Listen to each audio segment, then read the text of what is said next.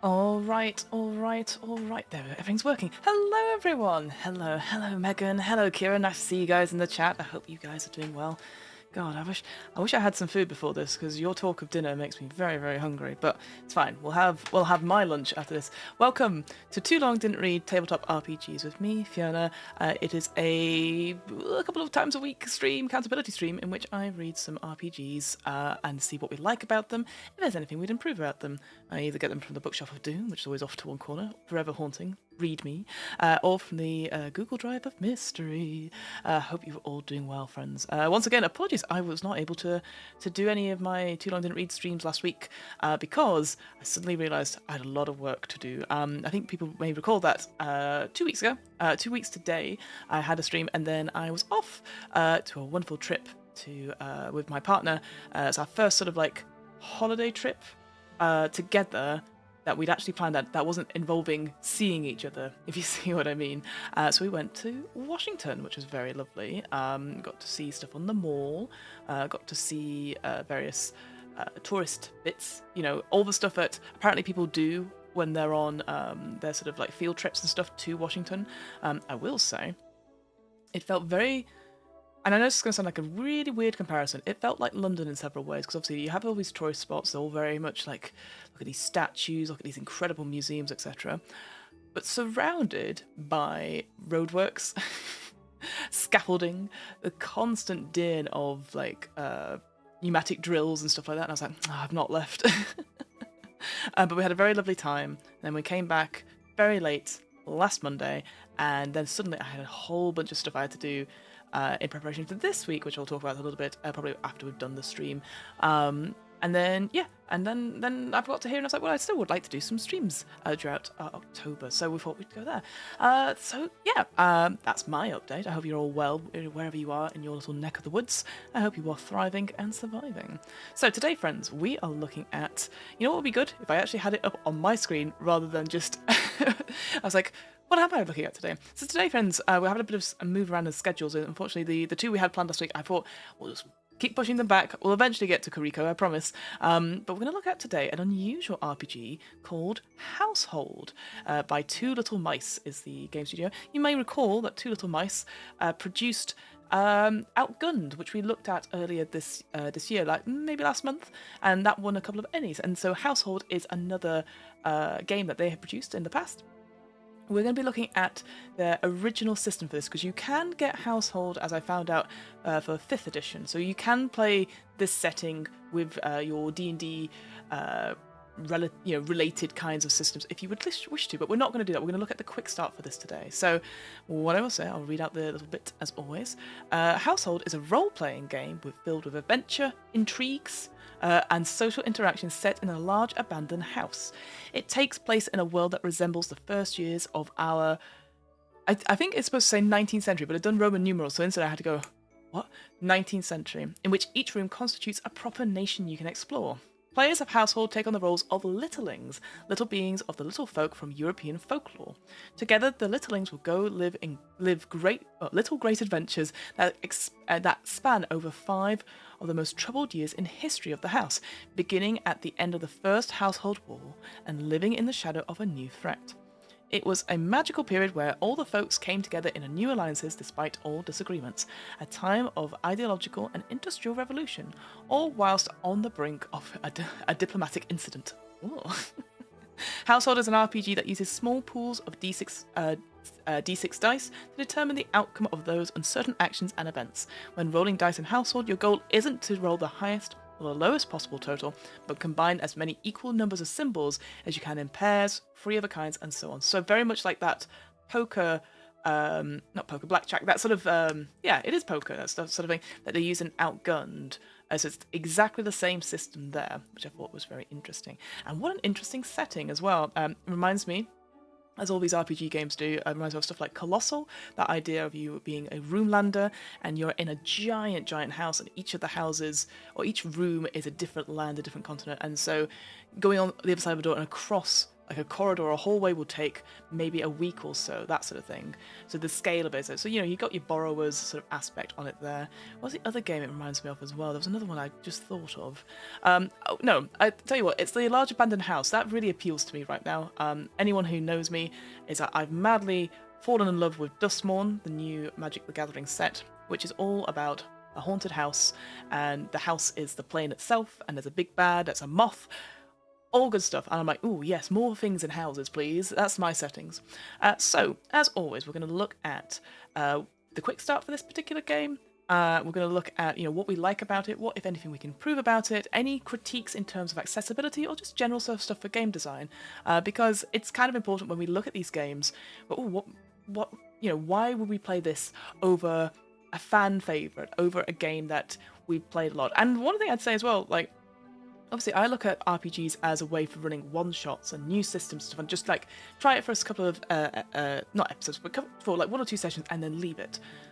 What if you wanted to run a longer campaign a bit now? I sort of come around to the way of thinking, like, now that I've had the very beautiful luxury of being in a few campaigns that have lasted more than 2 sessions, I've gone, oh, I've really enjoyed playing this character, and I want to play more. I want to find out more about the story. So do you need a good system for that, or is it just about the story and the people at the table? So all these things are at the back of my mind. I'm going to go over to the copy. I always forget. I need to get away from my face so you can see where I'm looking at. I think I put the link. Yeah, the link is in the chat. Although I did forget Nightbot right at the beginning of this. Sorry, I've also got Fancy Alice. Thank you. Are you done? Thank you.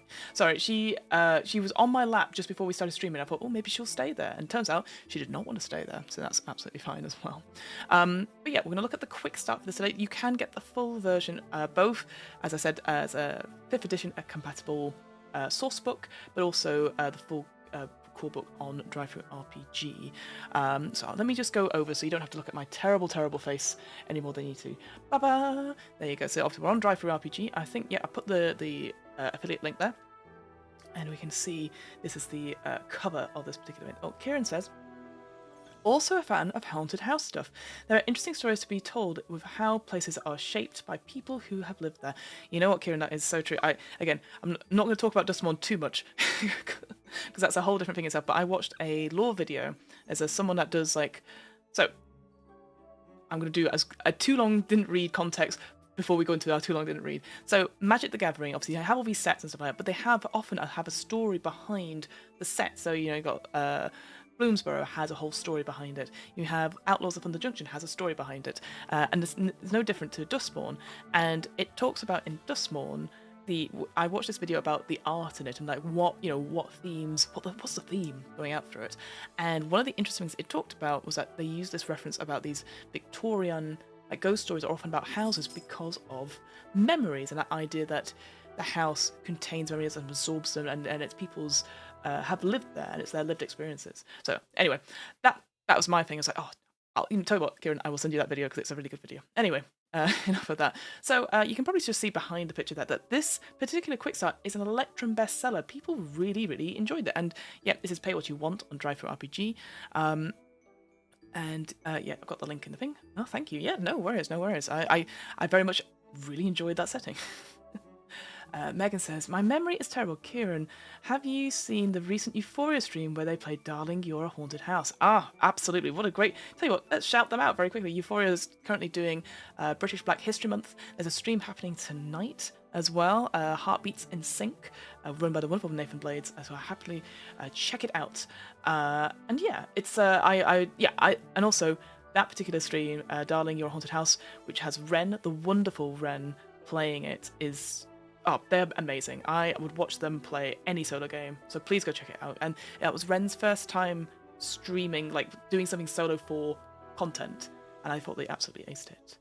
Vasio says, hello, recently found your channel and really enjoy your critiques. Imagine my surprise when I also found you in a totally unrelated search for a gameplay of Treasure Island, lol. Oh yes, Treasure Island, so that was on Kieran's Brain channel. Yes, yeah, me and Kieran are good friends. I've run a couple of one-shots on his channel. We did Nice Marines, which is an absolutely cracking one-shot, and then we did a little bit of Good Society as well. But Treasure Island is great. I seem to recall I was really bad in that. But well, I'm very pleased. Nice to have you here, Vasio. I believe that's how I pronounce your name. You'll find out, Vasio. I'm very bad at pronouncing names, but so do tell me if I'm pronouncing it wrong.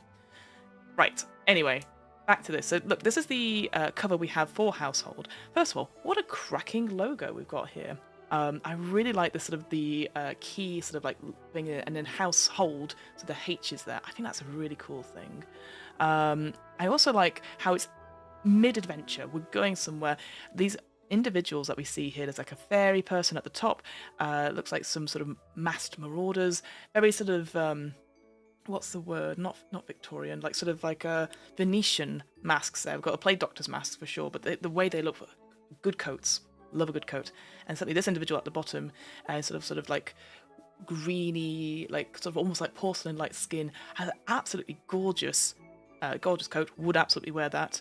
And clearly is off on an adventure, and you've got swords and all sorts. And it says Quickstart guide at the bottom.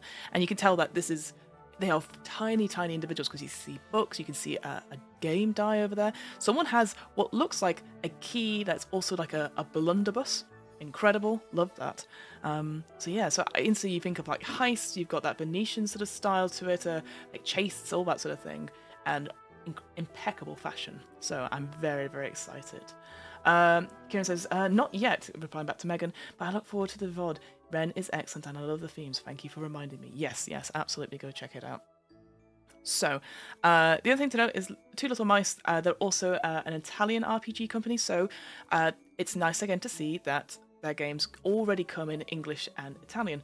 Sorry, I keep getting off distracted, but that reminds me, because I know we talked about it a little bit in our Discord, but the Discworld RPG got launched yesterday, the Kickstarter for it. And what I found really interesting about that Kickstarter, as well as like their final goal, which seems ridiculous for a big company, and I don't know if they've started writing it yet. So again, this falls aside for that Kickstarter, but they're putting it into every single language except French. Their partners at Arkham Asylum is doing their own separate Kickstarter for the French version of it. And I'm like, that's really interesting. Why not do it at the same time? Like, what's going on? So it feels like there's some contract stuff there. But I thought that was interesting that they were instantly like, yes, it's going to be English, in German, Italian, etc., except French. If you want it in French, don't back this Kickstarter. Back it next year. So as you see, that's the little bit I read out earlier. We've got a nice, it's just a single picture of an individual that seems, looks like it's like a bit of fur, maybe even like feathers as an individual. But you see what they're holding. They've got like a sort of like a button or a medal as a shield, and then one half of I was going to say like sewing scissors. So yeah, really like that. But yeah, as I said, you can get this on Drive for RPG. I don't think Two Little Mice have their own website. I seem to remember that before that was an issue. I couldn't find the Outgunned stuff. There you go. I will say Outgunned has got a lot more stuff recently. Look, they've got action flicks, they've got World of Killers, all that sort of thing. But yeah, a lot of the stuff is the household stuff. So when you're looking for stuff, do check. You see that here, it says Adventures in Household. It's 5e compatible. If you're not looking for that, look for the other systems version as well, because I get caught up with that all the time. I go, oh, that's a different, because they usually have different covers or different names, and it's sometimes really difficult if you're like, you don't want to buy the wrong thing. So that's my little tip, is just like always double check things, and also check the discussions as well, because often that people who've already bought it goes, oh, I've got the wrong thing as well. Right, team. Let's you see, and they do separate it. They didn't have this last time I checked. They do separate it into like household and household 5e. So there you go. Right, let's get away from this. Oh, hello, Matthew Taylor. How are you doing? Had a great chat with Two Little Mice at Essen, but sadly screwed up recording. Oh no! Oh, my heart goes out to you as another podcaster who just absolutely. Oh, how was Essen, Matthew? I hope it was really good.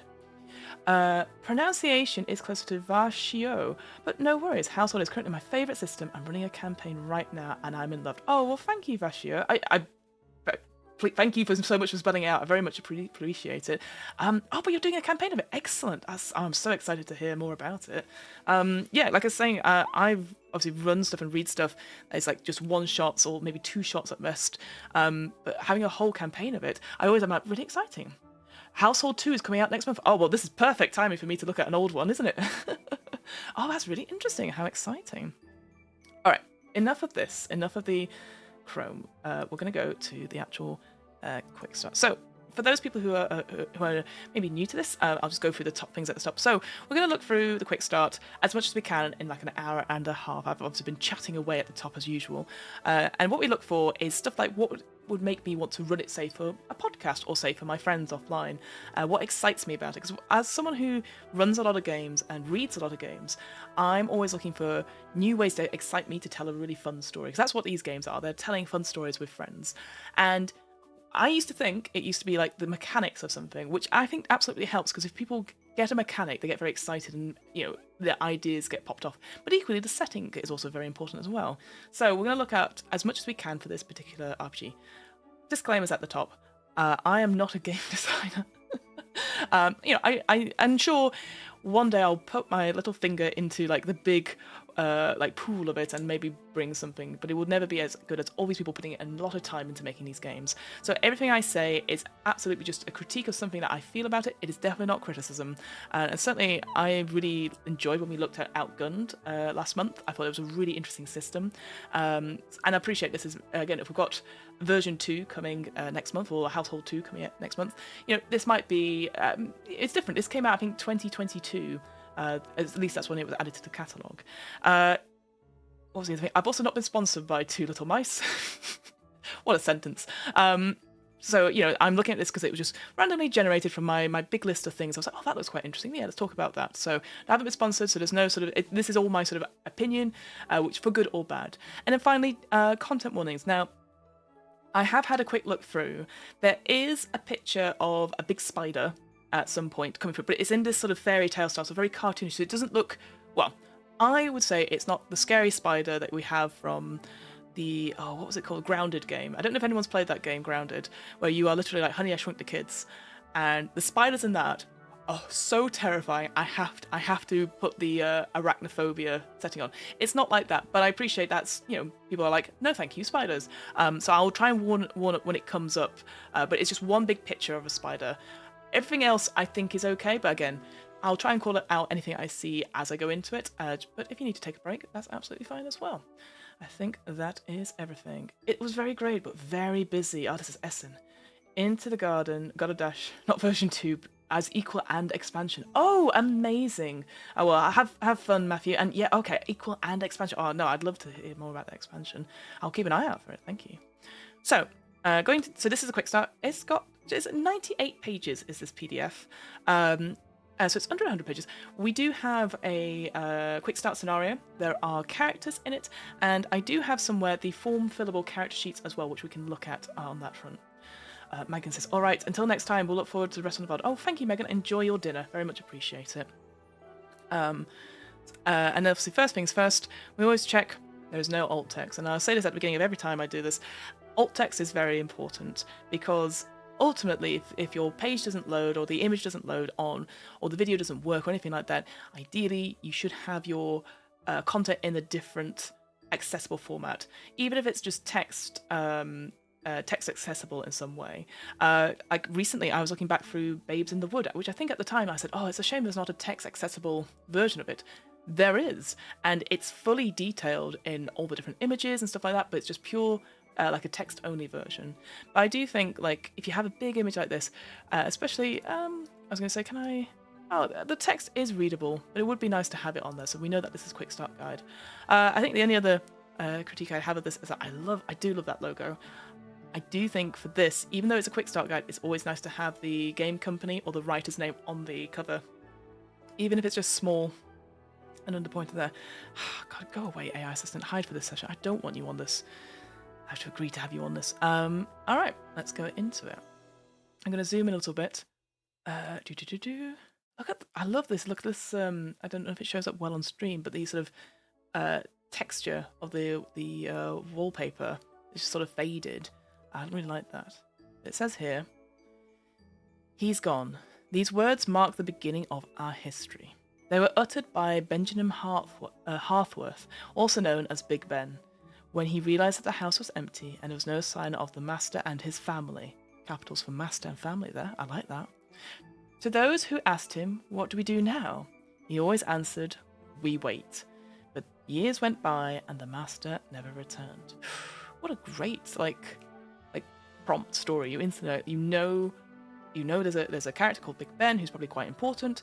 You know that there used to be like bigger beings, perhaps the house, family, and master. They're all quite big, important people. I like that. Soft, succinct. Short, succinct story. I like that. I guess the only thing I would say, this would be me being nitpicky, is that I feel like on the page itself, if I zoom out fully, it's a little bit too small. I think make it a point or two bigger, perhaps. I wonder if I'd use a darker color for the font, because I think the font is readable, but I think it needs a little bit bigger and a little bit darker. This is me, old lady eyes, going zoom in. And there we go. Then we've got the credits. Credits rolled household. I also like how household, it has that backwards D. I don't know why. I kind of like it. I guess because the D would point out, and not. It wouldn't be. Maybe it was a bit of an ISO, but I kind of do like that. It's really good. Yeah. And so yeah, 2022. I do like. Here you see it. The little two little mice logo. I think that's really sweet, really cute. And also, but look at this artwork. Incredible sort of artwork from these wonderful people up here. An individual with sort of pointed ears, floofy hair is what I call it, but look at the colours and the sort of fabrics there. Beautiful. Really like that as a, and it's nice to, again, using images. So here we come to the contents. Again, quite nice this, isn't it? So it is screen readable. Let me just check. Yeah, everything is screen readable so far. So we have, for this particular quick start, we have 4 chapters. We've got the folks of the house, so that's character creation. Welcome to the house, which is the setting, how to play, and your first adventure. So the end of it is that first adventure. What we're going to do, I think, because I'm just aware of time, because I don't want to be, I know I've been chatting for ages already. We're going to look at up to page 8 before it goes to folks of the house, and then we're going to skip ahead to how to play.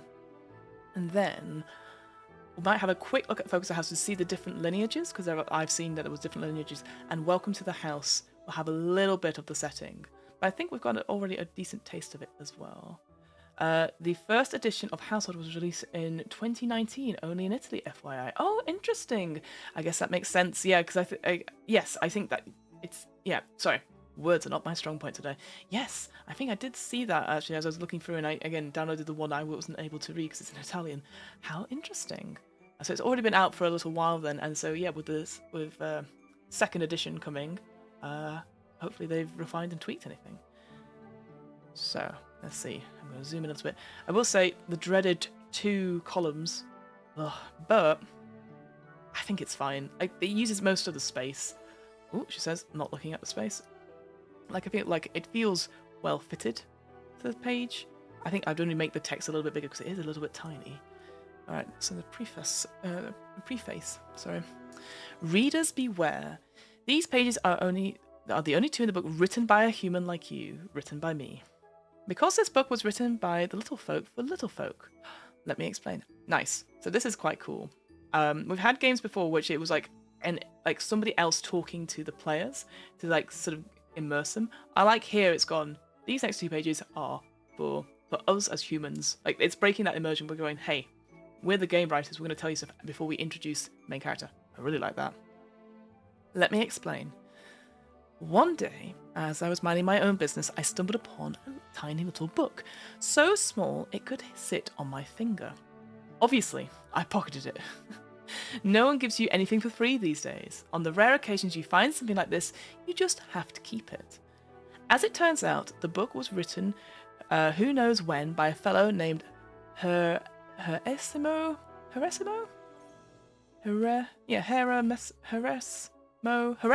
J. Hemingway.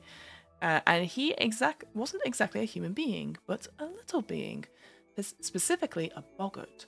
If you aren't following, it's okay. I too understood nothing of these things before reading the tiny book. Even more so, because this book was written in some strange language that was a little Old English, a little Modern English, and a little chestnut cake. I like the tone of this already. I feel like it feels very much like a conversation, but also like a fairy tale all mixed around. I quite like the sort of gentleness to it.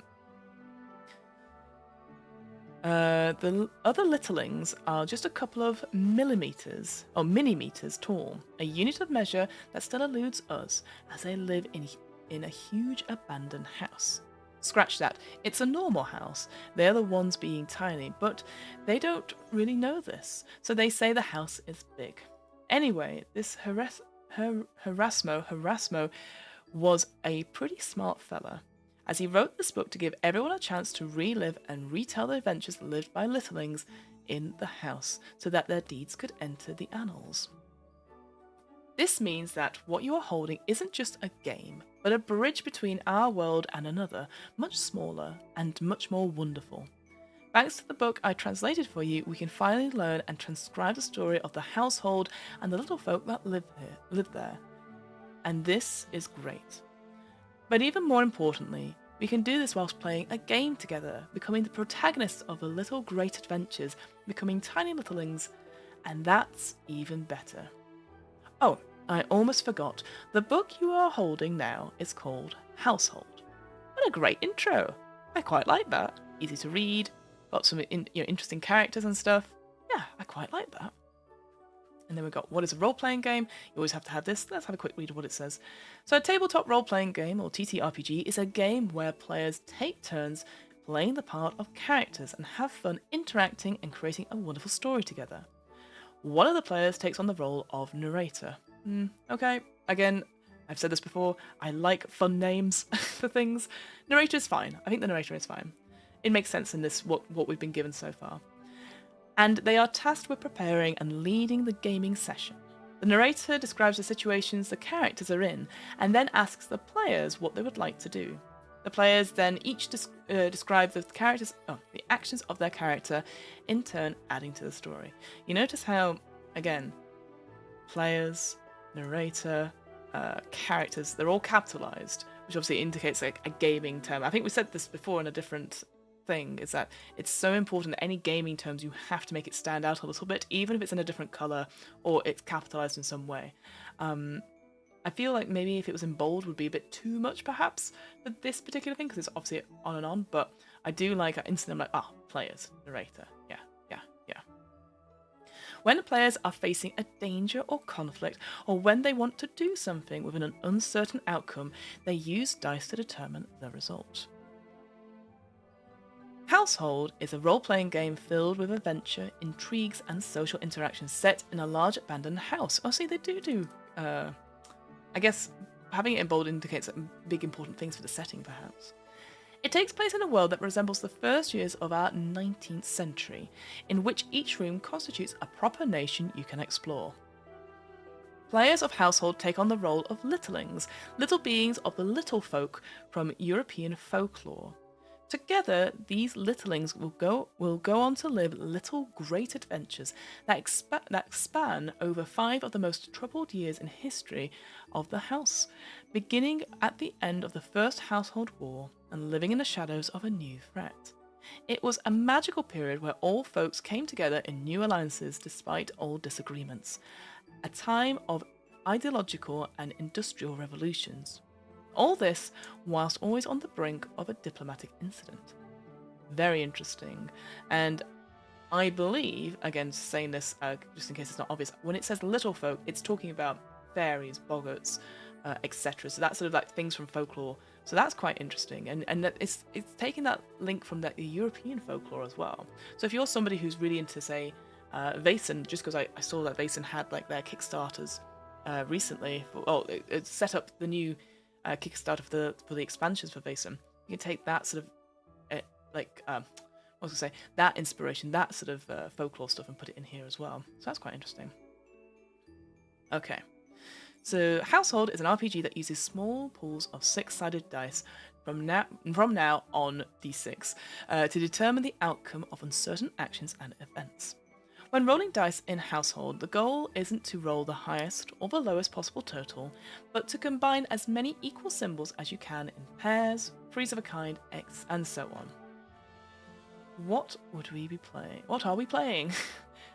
Players of Household take on the role of littlings and retrace their steps over the span of 5 chapters, each representing 1 year in the history of the household. Ooh, that's interesting. I guess then you could then have a limit about how many sessions you have. You could be like, okay, we're doing 10 sessions total, and every 2 sessions is like the chapter, right? You know, if you in terms of structuring it, rather than going, how long is this adventure going to take? Not sure, you know. The game is mostly focused on the characters, their relationships, and their linear or non-linear growth. During each chapter, some historical events will take place, changing the house and its inhabitants forever, and possibly impacting the characters' stories to varying degrees. Well, excuse me. So we have some examples of some typical adventures. So in Household, these might be investigating the disappearance of a precious bumblebee. All the bees have disappeared. That's a Doctor Who thing there. Taking part in the Great Ball on the Chandelier. Oh, that's quite fun. Exploring the lair of a spider. Crossing the long hallway and facing its pitfalls. Going on a mission for the Sultan of Pipping. Or Piping? Must be Pipping. That's how I would pronounce it. Pictured here is Gemma Reed, Boggart Soldier. Oh, I really like, it feels almost like cosplay, right? Obviously, a really interesting image of this individual Boggart, I'm guessing from the ears and from their look, but also just a massive F-off weapon. Again, feels very much like the Cloud Sword, but just as a part of a sewing kit. Or I like that a lot. I like the detail. It's quite cool. Like, even got the some design on the sewing scissors a little bit. That's very cool. Also, great coloured pants. I love the green and orange. I'm like, yeah, actually, I'd like that. Ooh, look at this. Oh, look at this image. Oh, wow. So again, there's no alt text. But, oh, well, that said, it does say, that gives it, pictured here, 2 littlings admiring a painting of the house. They have that as text, and that's readable. Okay. That's like the bare minimum in terms of an accessibility thing. Like, if you're like, there's just a blank page, but there's some text on it, that's pretty good. And yeah, just to describe it as well, it's looking like a painting. It looks like maybe a watercolor of some sort, perhaps, or an oil painting. And it's surrounded by books. There's like an ink and quill. There's like a candle. So that's where the light source is coming from, and some. Wait, hang on, sorry. I was gonna say some leaves, and then here at the bottom, that looks like a centipede. Or like some sort of bug, like with many legs, like, so like it's almost like someone, like a villain POV of what's happening here, so you just see it from the shadows. I was just like, wait, that's not leaves. That's some horrible bug. And I think there looks like a bug there on the inkwell. Very cool. I like it though. I really like it. Oh, and then I guess that's where we start. And I'm just checking, and then it goes, okay, well, we'll read this. We'll read Erasmo. Yeah, Erasmo. Got a picture of them here as well that they're writing. That's quite cute. Very cozy. Look, they've got like a light in it looks like a snail shell. That's quite cute. All right, it says, if I zoom in a little bit. My dearest reader, my name is Hiroshimo J. Hemingway, and I am an old boggart. I say old because I sit down to write this summary of the history of the house. Too many old memories come back to mind. A littling who's lived as long as I have, who's been to as many places and met as many famous and brilliant and interesting little people as I have, cannot be anything but old. Feels a little bit like Volo from D&D, right? In my younger years, I used to live from day to day, rarely thinking about tomorrow. I never looked back. And even if I did, perhaps, I would have seen just only a jumble of lines where I now catch a glimpse of a design. Back then, it was surely easier to be ignorant. I was tall and strong, after all, and I had the beauty of youth on my side. I know it must be hard to believe. It's even hard to remember sometimes, especially since Mr. Oh my goodness, Bilibinski's insists on painting me with such a moon face. Honestly, those cheeks are excessive. Oh, I like that phrase. Those cheeks are excessive. As with many boggarts of my generation, I was born outside the house.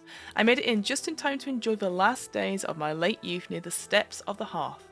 Many of us had nothing but the clothes on our backs, and when you have nothing and there's a war, you end up being a soldier soon enough.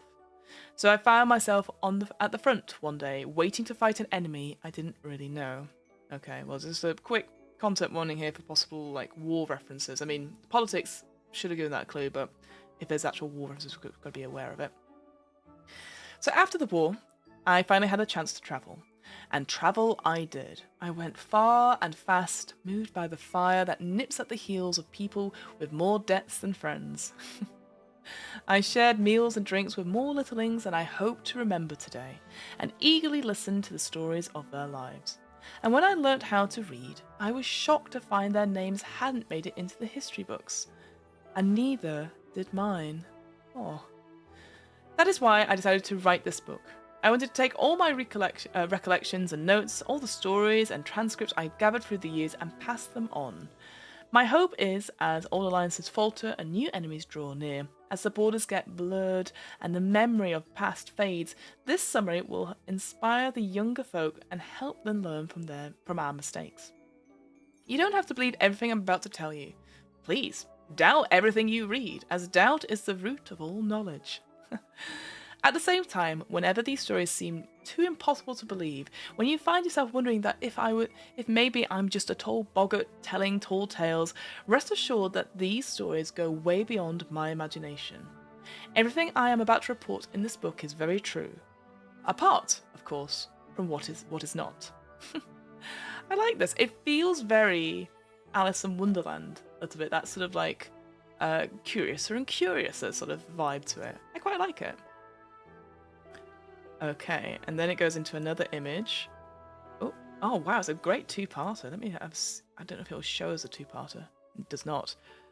But I like that. Some sort of big sort of painted sort of like frieze perhaps, or a mural, there you go, of like what looks like soldiers on rats, and then yeah, there's somebody painting it like an artist. That's very good. And then it goes into chapter 1, which is folks of the house. It's a shame that there's no text, as far as I can tell. Yeah, no text that says what that spread of the thing is, like that we had for that previous one here. Let me go back to one page. All right, so we're gonna skip folks at the house for now, which talks about the origins and stuff.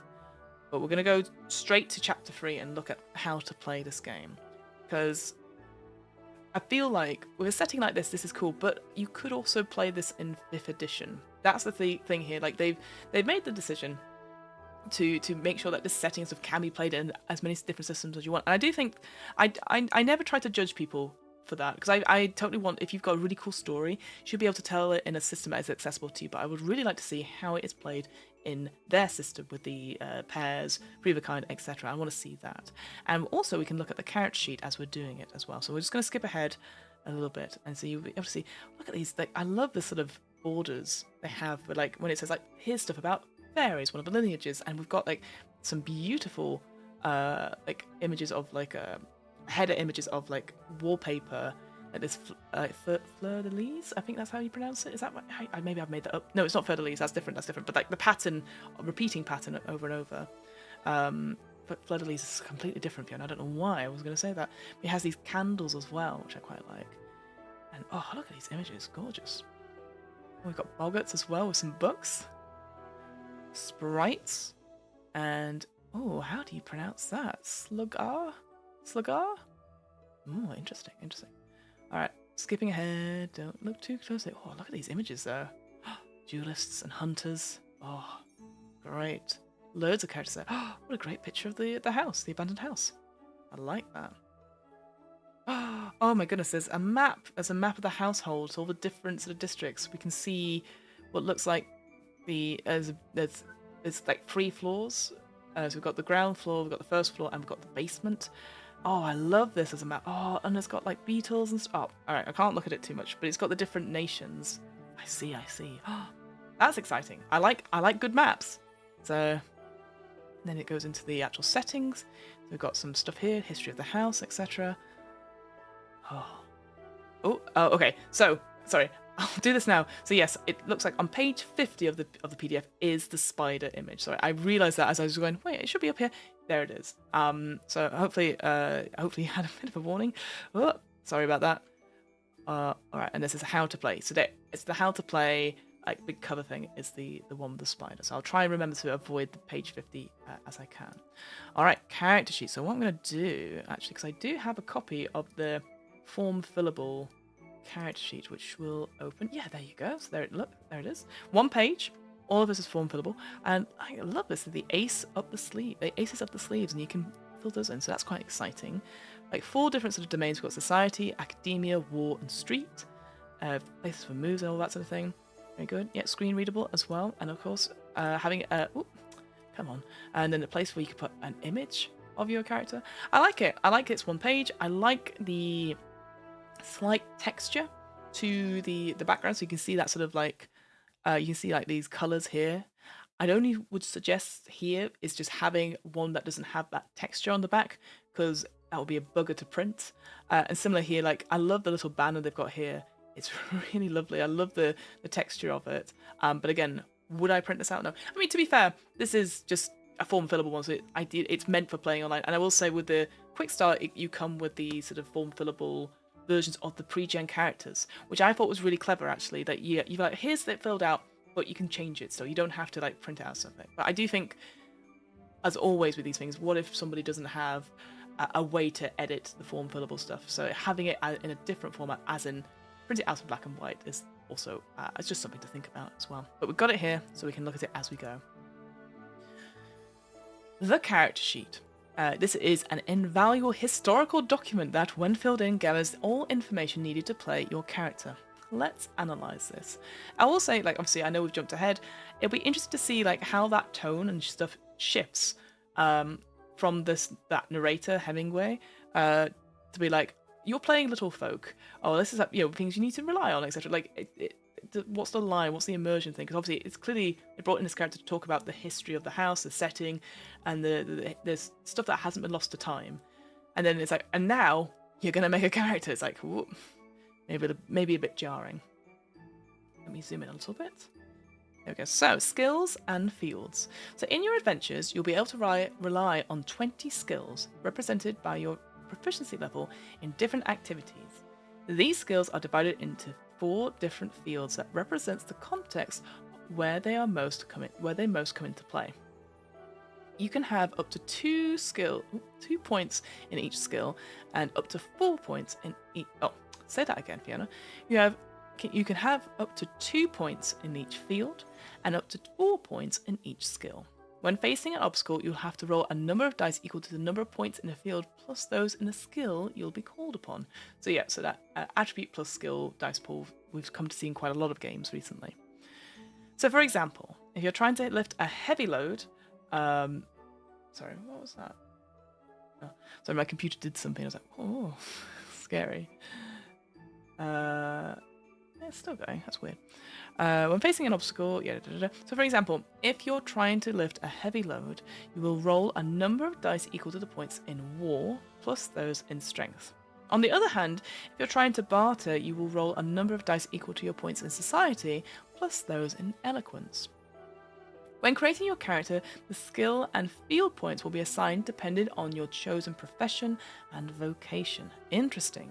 So it seems then you don't obviously roll for it, you don't spend it yourself. It sort of indicates to you maybe like what's the word, like a selection, like an array. That's sort of like, here's the point loadout, and maybe you get a little bit of like, here's what the main point loadouts are depending on your professional vocation and vocation. But then you might have some extra, like, here's 15 points spent like this, you get an extra 5 to put wherever you want. Maybe that's what's going to be the case here.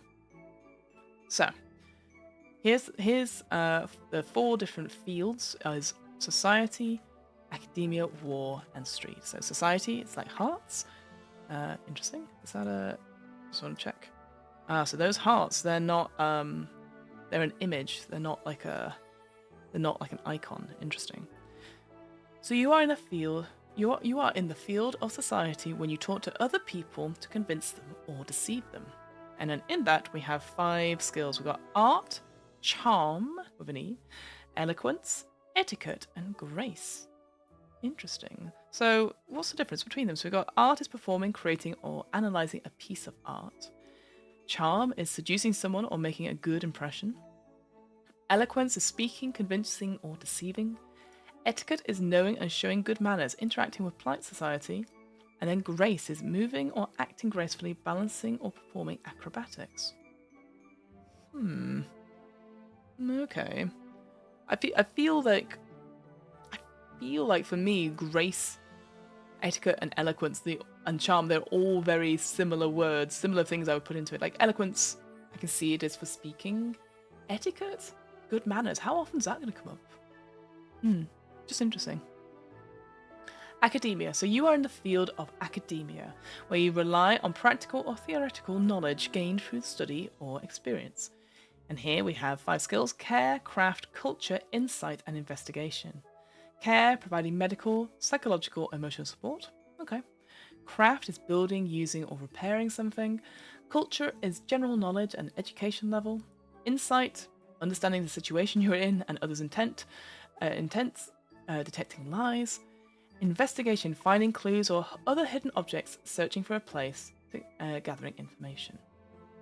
See, those ones seem to make more sense to me. Like, care is that, yeah, it covers 3 different sort of areas. So I'm like, oh yeah, that makes sense. Whereas I feel society, I'm just like, and can I persuade them? I'm like, cool, it's probably going to be charm, but maybe it's eloquence as well. Like, charm, I guess maybe charm is because it says like, oh, you are seducing someone or making a good first impression, whereas eloquence is speaking, convincing. War. You are in the field of war when you have to rely on your muscles, when you fight, or when you try to impose yourself on others. We have here 5 skills: athletics, authority, fight, strength, and will. Athletics is running, jumping, climbing, swimming, or riding. Authority is commanding, inspiring, or intimidating. Fight is fight in melee or taking part in a brawl. Strength is pushing, pulling, lifting, or breaking something.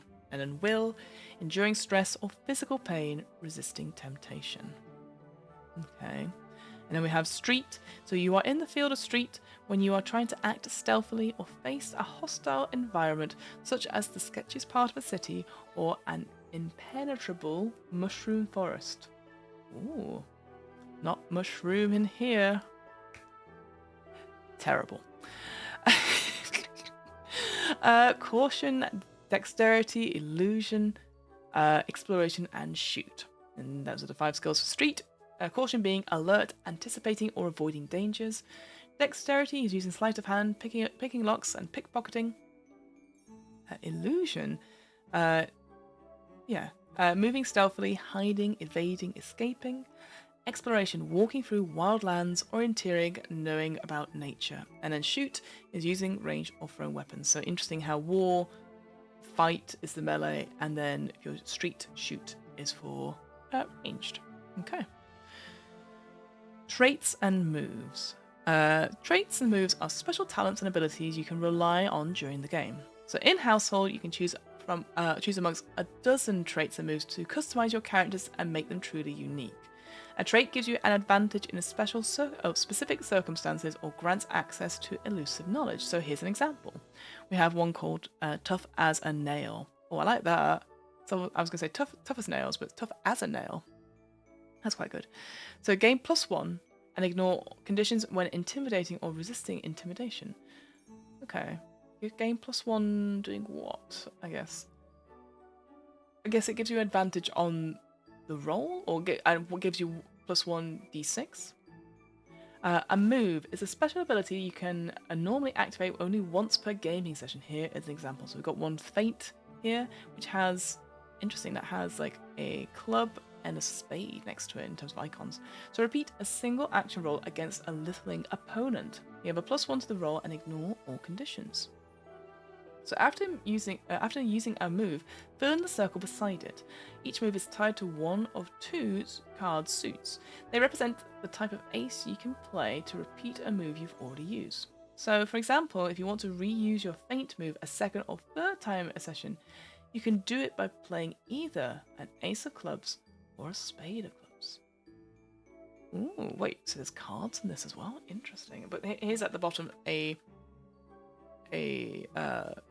blank sheet. Interesting. So this blank sheet doesn't have that background on it. It has it here in the form fillable one, but doesn't have it here.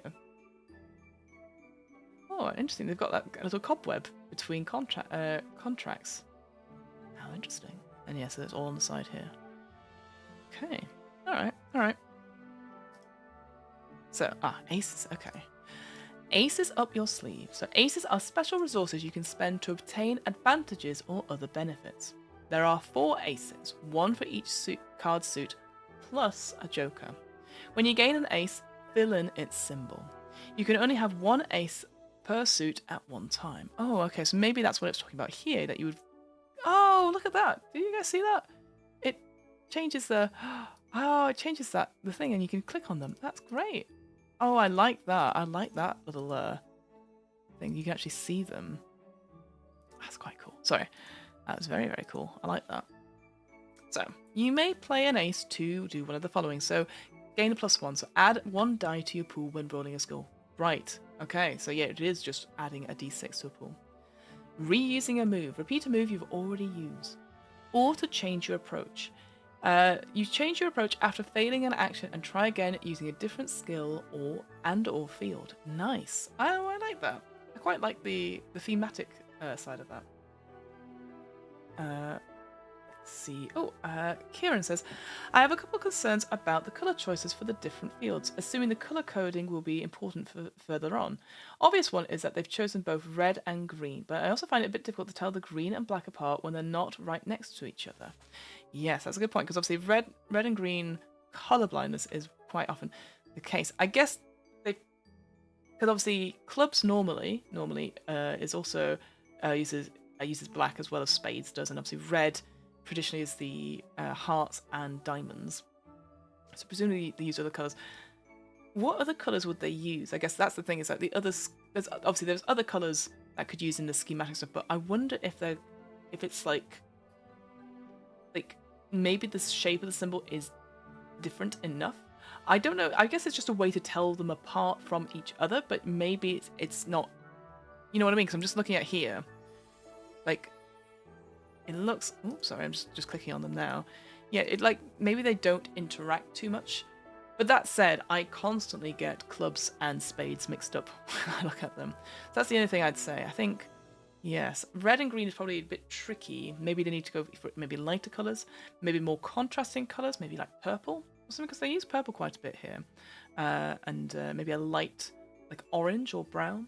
But no, I definitely see your point. It's like, I actually don't know if the colour coding will be important. It doesn't seem so currently, but you're right. We've got to check out as we go along. But yeah, I guess if you find it difficult to look at the green stuff, like they've got it back here, haven't they, as well? But I agree, unless you need something like to compare and contrast it could be quite tricky to do so. So yeah, very good point.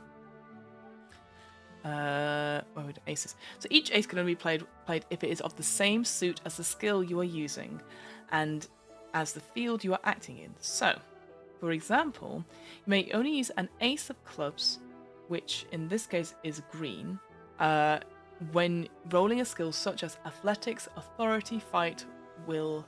Strength and will, regardless of the field, or when acting in the field of war, regardless of the skill. Interesting. Okay. So I guess here they're trying to use the colours, just going back on what you were saying, Kieran, as a way to identify quickly. Is that, oh, it's green, rather than, oh, it's a spade. You know, maybe it's just another way to access that, perhaps. That's interesting that you can only use the ace for certain, it has to match the suit. I quite like that, actually. We won't go into depth on the many ways to play aces in this introduction, but in Household you'll find everything you need to make the best use of them. You may play a joker to do one of 3 things: is to get an extreme success, so forgo rolling dice and automatically get extreme success, so presumably everything's matching. To save a friend, help a friend who's about to bow out, presumably pass on, and replace an ace. Play the joker like any ace of any suit you need. I like that, I was gonna say a talent dice. That's because I've been playing Shiver just recently. No, it's like as a sort of stand-in for any ace. I quite like it. So you begin each chapter with 2 aces, 1 in each of your primary fields. Each time you do something amazing, you get an extraordinary success. You have a brilliant idea, or you masterfully interpret your character. The narrator may choose to reward you with an ace of the appropriate suit. Ooh, so like inspiration. But if it's like, you did a really good society, like you what's the word, like, yeah, I really liked how you had good etiquette in that scene, so I'm going to give you an extra, so I'm going to give you a heart, that ace of hearts, that sort of thing. That's what I imagine it to be.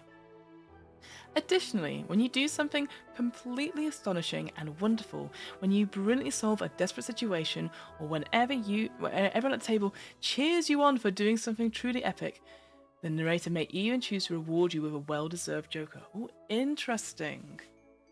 Oh, I do like it. Interesting. I wonder if the criteria is a little bit much. Like, because I understand what it's doing. This is basically, it's doing what I do when I try to explain to players, well, if you do something amazing, I'm going to give you that inspiration. But if you do something completely astonishing, I'm going to give you a joker. Like, what's the difference? I guess that's not a really good thing. I like that everyone cheers you on at the table for doing something truly epic. I quite like that. Yeah, I like that because it feels like teamwork and stuff like that. But I guess that's the only thing I'd say is that I like the idea of having two different kinds of like inspiration, but the criteria feels a little bit woolly for me. Maybe I would put them out to something else. Oh, look at these images. Oh, look at the wonderful like butterfly monarch stuff with the eyes behind them. Very cool. Like a clock thing as well. Again, would be nice here. Because they do it further on, and maybe this image has been used already, but like having a little bit of text saying who these individuals are. Like I assume they're quite important NPCs, because there's like are they symbols? Are they members of like the governments and the different nations or something like that? They look very great. I love the imagery of it. This like book and like these sort of like floofy hair it goes from rolls into from the scrolls and stuff like that into the pages. Very cool. Equipment and wealth. So dueling clock hands, thread bobbins, clothes of precious web, and camouflage capes of wallpaper. You can have as many pieces of equipment with you to offer the benefits and make you ready for anything. In household, you'll find an extensive list of equipment from the great scissor, great, to the keys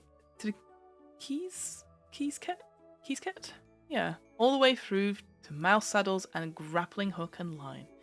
Your wealth plays an essential role in this game. Does it not do it everywhere? First of all, it represents your economic welfare, allowing you to access specific goods and services without losing a single coin. So, for example, if you're middle class, it means you have a roof over your head and can always afford to eat something in a simple establishment. If you're rich, nothing is beyond your means. You always stay at the best hotels out of the house. Okay, so we've got a bit of classism in here as well. I guess you've always got to have it with the politics side of it as well. Is it essential? Is it that essential? Like, I just feel like I wouldn't make a comment on it. I was like, oh, your wealth is there, but whatever. But, oh, you're a little bit richer than the other players. Cool, I guess. Secondly, your wealth determines the number of coins you have. Coins are an extremely precious resource that you can use to buy equipment and services beyond the budget allowed by your wealth. So it's like a little bit of extra stuff. You've got a little bit of savings, I guess. Alright, again, just a quick warning, I can see some spider motifs happening here. There must be leaders of the nations, right? So we've got someone here that's like got scissors, and then we've got an incredibly cool person that has like a cool like witchfinder's hat on, like what looks like a golden eye patch. They're all in shadow and a little bit of a spider motif. Oh, you know what? I've just realised. This is going to sound really silly. It's hearts, diamonds, clubs, and spades.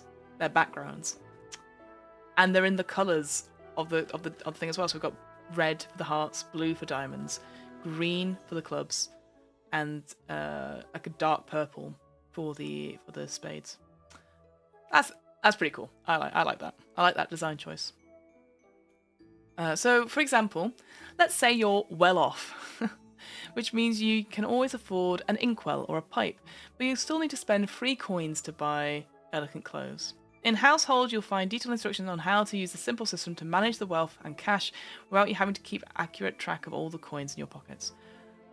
I might not do that. I don't know. I understand why people like shopping episodes and stuff. I'm like, get out there, adventure is waiting. Don't have time to buy stuff. Decorum. Decorum indicates your hygiene and elegance levels. It ranges from uncouth to pompous. Oh, tag yourself.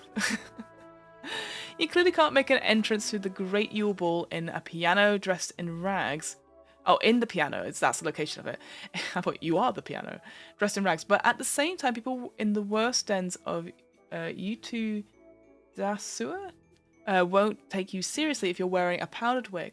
What I mean is, either way, the decorum of a littling always matters, and it will drastically influence the opinion others have of you. In Household, you'll discover useful pointers on how to move your decorum level up and down, and the roles it will have in different corners or events of the household. Again, great, I guess. That feels more of like a role play thing, and also like, do you need it? Is it gonna, like, it might make checks a little bit harder, but I wouldn't worry about it. It's up to the players. Like, oh well, I'm just dressed in rags. And like, cool. Well, you probably won't go to the Great Yule Ball. And like, yeah, I get that. Oh wow, look at this image there. So Demetra, a sluggar from the Sawdust Desert. Wow, love that image. Very cool. Stress. Stress. Stress is a smaller section on your sheet where you can keep track of your current mental and physical conditions. The scrapes and bruises, the exhaustion, the tension, and the fear you'll accumulate on your adventure will all be represented here by stress boxes. Let's have a see. Stress. Here they are up here. Oh, one of these stress boxes is a little bit different to the others. It's like a little angry speech bubble. How interesting. Oh, and we can see here we've got poor, middle class, well off, and rich. Great. So we've only got the 4 levels. Anytime you face a dangerous situation and fail, you have to fill in a set amount of stress boxes. When all the boxes are full, you are officially overstressed. And can take no more stress. I'm forever overstressed. From then on, any additional source of stress will cause you to bow out, so long as your teammate does not have a joker to save you at the last minute. So it is kind of like your hit points. So we've got, 2, 4, 6, 8, 10, 12. So we've got 12 stress boxes. Oh, and we've got these conditions. We've got embarrassed, confused, hurt, frightened, tired, sick, poisoned, and broken. Interesting. Embarrassed, confused, hurt, and frightened have each individual, I don't know if anyone can see that. Oh, it changes colours as well. That's interesting. Has the suits as well, but tired, sick, poisoned, and broken don't. They're just normal. I think those are sort of generic conditions. How interesting. In Household, you will find rules and tips to best manage characters exiting the scene, as well as their return in the scene. As you might have noticed, the 8 stress box is different than the others because that is a crucial box. When you fill in the crucial box, you automatically suffer as conditions suitable to the circumstances as determined by the narrator. Nothing so bad is not good for something. Nothing so bad is not good for something. At least as many contracts and moves will allow you to make the most of the crucial box, making it an important ally on your adventures. Wait, what did that... Hang on. So nothing so... so it's probably this condition. Nothing so bad is not good for something. At least as many contracts and moves will allow you to make the most of the crucial box, making it an important ally on your adventures. I feel that line is very difficult. So like you'll get a thing basically means that you're not going to be taken out by something, but you've got many contracts and moves that will allow you to make the most of it in some way. Let's see. So for example, during combat, the hard to kill trait allows you to ignore all conditions so long as you've already filled in the crucial box. Oh, interesting. So it's almost like a prerequisite then. You can get rid of accumulated stress by these 3 things. By getting a good night's sleep. Why do games always say that? Always getting a good night's sleep. I feel like it's trying to tell us something. Like, hey, you've been up too long reading all these RPG books. Go to bed. When the narrator grants you a chance to take a break, and at the end of each session. Oh, hello, Terramoran. I don't understand, sad face. Oh, don't worry, it's fine. Like, again, from what I understand is that maybe that crucial box on here, so this number 8 one there, that could be a prerequisite for certain things, so like your moves or your contracts, but it's not very well written. That's what I assume. Anyway, it's not important for now, but don't worry, it's all good. In Household, we'll go into further details, the best way to use rests and breaks to ensure that every session remains exciting. It's interesting because clearly it's like it's in the full book. Don't worry about it now, which I guess it's nice to have because people would be asking these questions, wouldn't they? Conditions. Okay, so conditions represent serious injuries, stinging, humiliations, illnesses, and other noteworthy statuses. The 4 main conditions are tied to a specific field each, and when active, they inflict a -1 on all rolls in that field. Excuse me. So take a d6 out of it. So for example, when you are scared, you always have a roll. You always have a -1 to all rolls made in the street field. Other conditions impose different disadvantages. So for example, the poisoned condition prevents you from removing any other conditions unless you remove it first. Oh, I like that. I like that. The different tiers. So if you're poisoned, you gotta get rid of that before you can get rid of the others.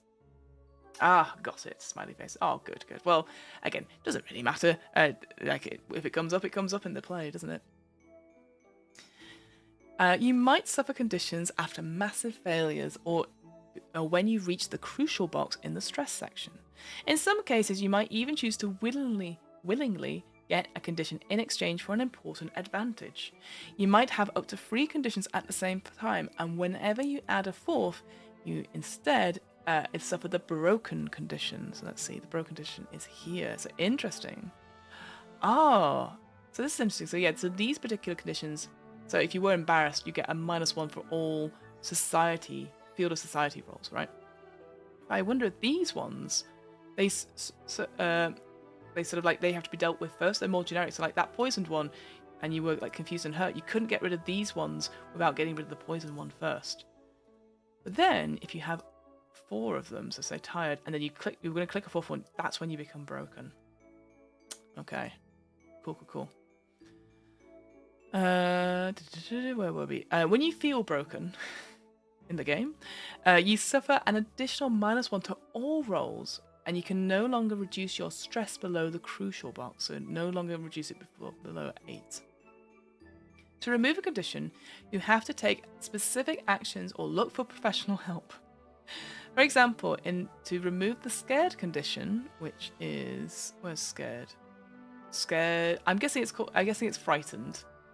I think it's frightened for this one. Oops. You need to confide in one of your teammates or face your fears. Whilst remove the hurt condition, you have to find medical aid. So hurt is there. I see. In Household, in the core book, you'll find all rules regarding conditions, some tips on how to impose or remove them, as well as a list of additional conditions to enhance your gaming experience. Additionals? Wow. Oh, you've already learned about contracts and their amazing powers? Nope, we haven't. This is the section where you note your hereditary contract, as well as any other contracts you might strike on your adventures. The TTT index keeps a track of the terrible, terrible things that can happen to you when you fall short in the counterpart to one of your contracts. So that's under here. TTT. I like that. I like that name of it. That's quite cool. So we've got 1, 2, 3, 4, 5. Oh, it says. Oh, I see. It should be like a. In Household, you'll find the rules on how to raise or lower the terrible, terrible things index, as well as useful tables to randomly determine the unforeseeable effects.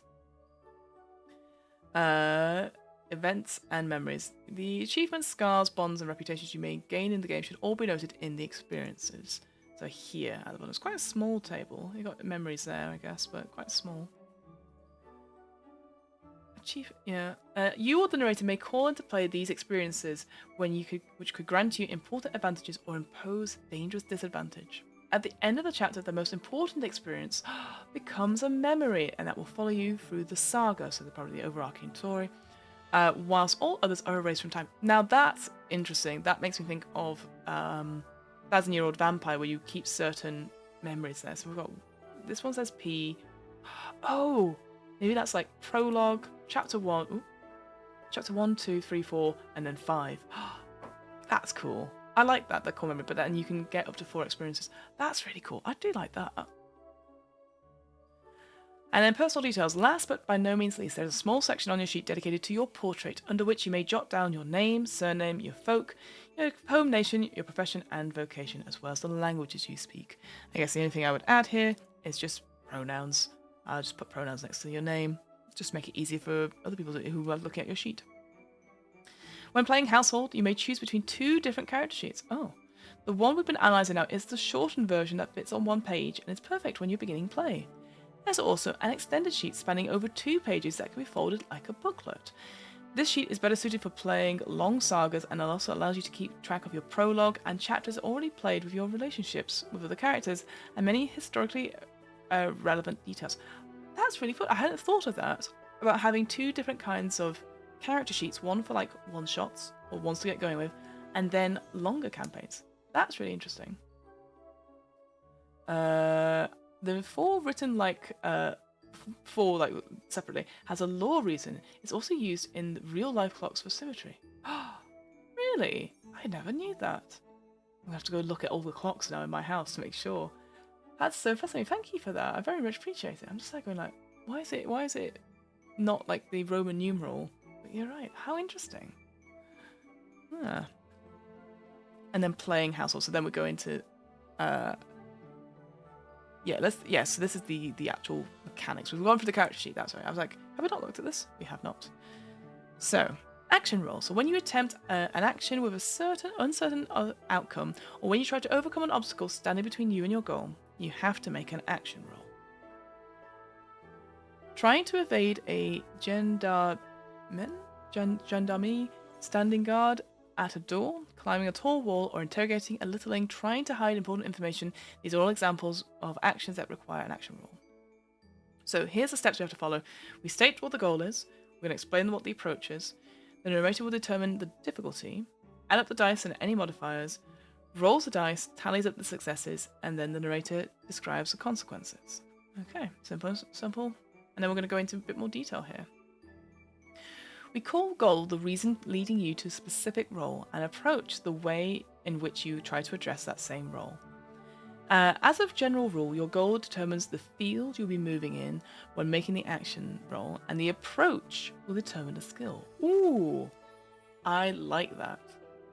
Because a lot of the time it's up to the narrator or the storyteller to be like, okay, that sounds like this. Like if you go, I'm just going to go and hit that guard. It's like, well, how are you doing it? What's your approach to it? I like that because then you can get a bit more interpretation of stuff and go, well, you sound like you're being sneaky a little bit more. So maybe it's street instead. I like that. It's street, but then you're just rushing in and doing this. You know, I think that's quite good. And then there's an example there, which we'll avoid for the moment because I'm just aware of time. Ooh. Get special dice? Oh, amazing. Remember that skills are listed under the fields they are most often associated with, but you can always choose a skill in any other field. So, yeah, that's what I was talking about before. You can use the fight skill in the street skill. Yeah.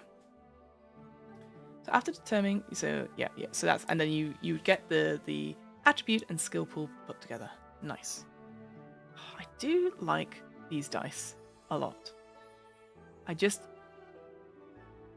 This makes sense, that idea, because I'm thinking of like Shiver as well. Shiver also has symbolic dice, but I guess they're not needed for play, but they make for a more tailored experience. Yes, but you can still play this with any D6s because it's all about matching the spaces of them. It's all matching the space. So if you can do anything like that. So I quite like that.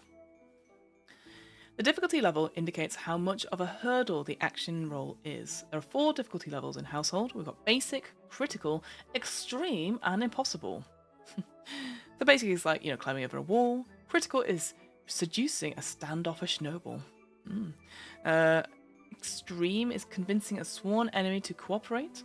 And Impossible, riding a giant centipede through the in-betweens.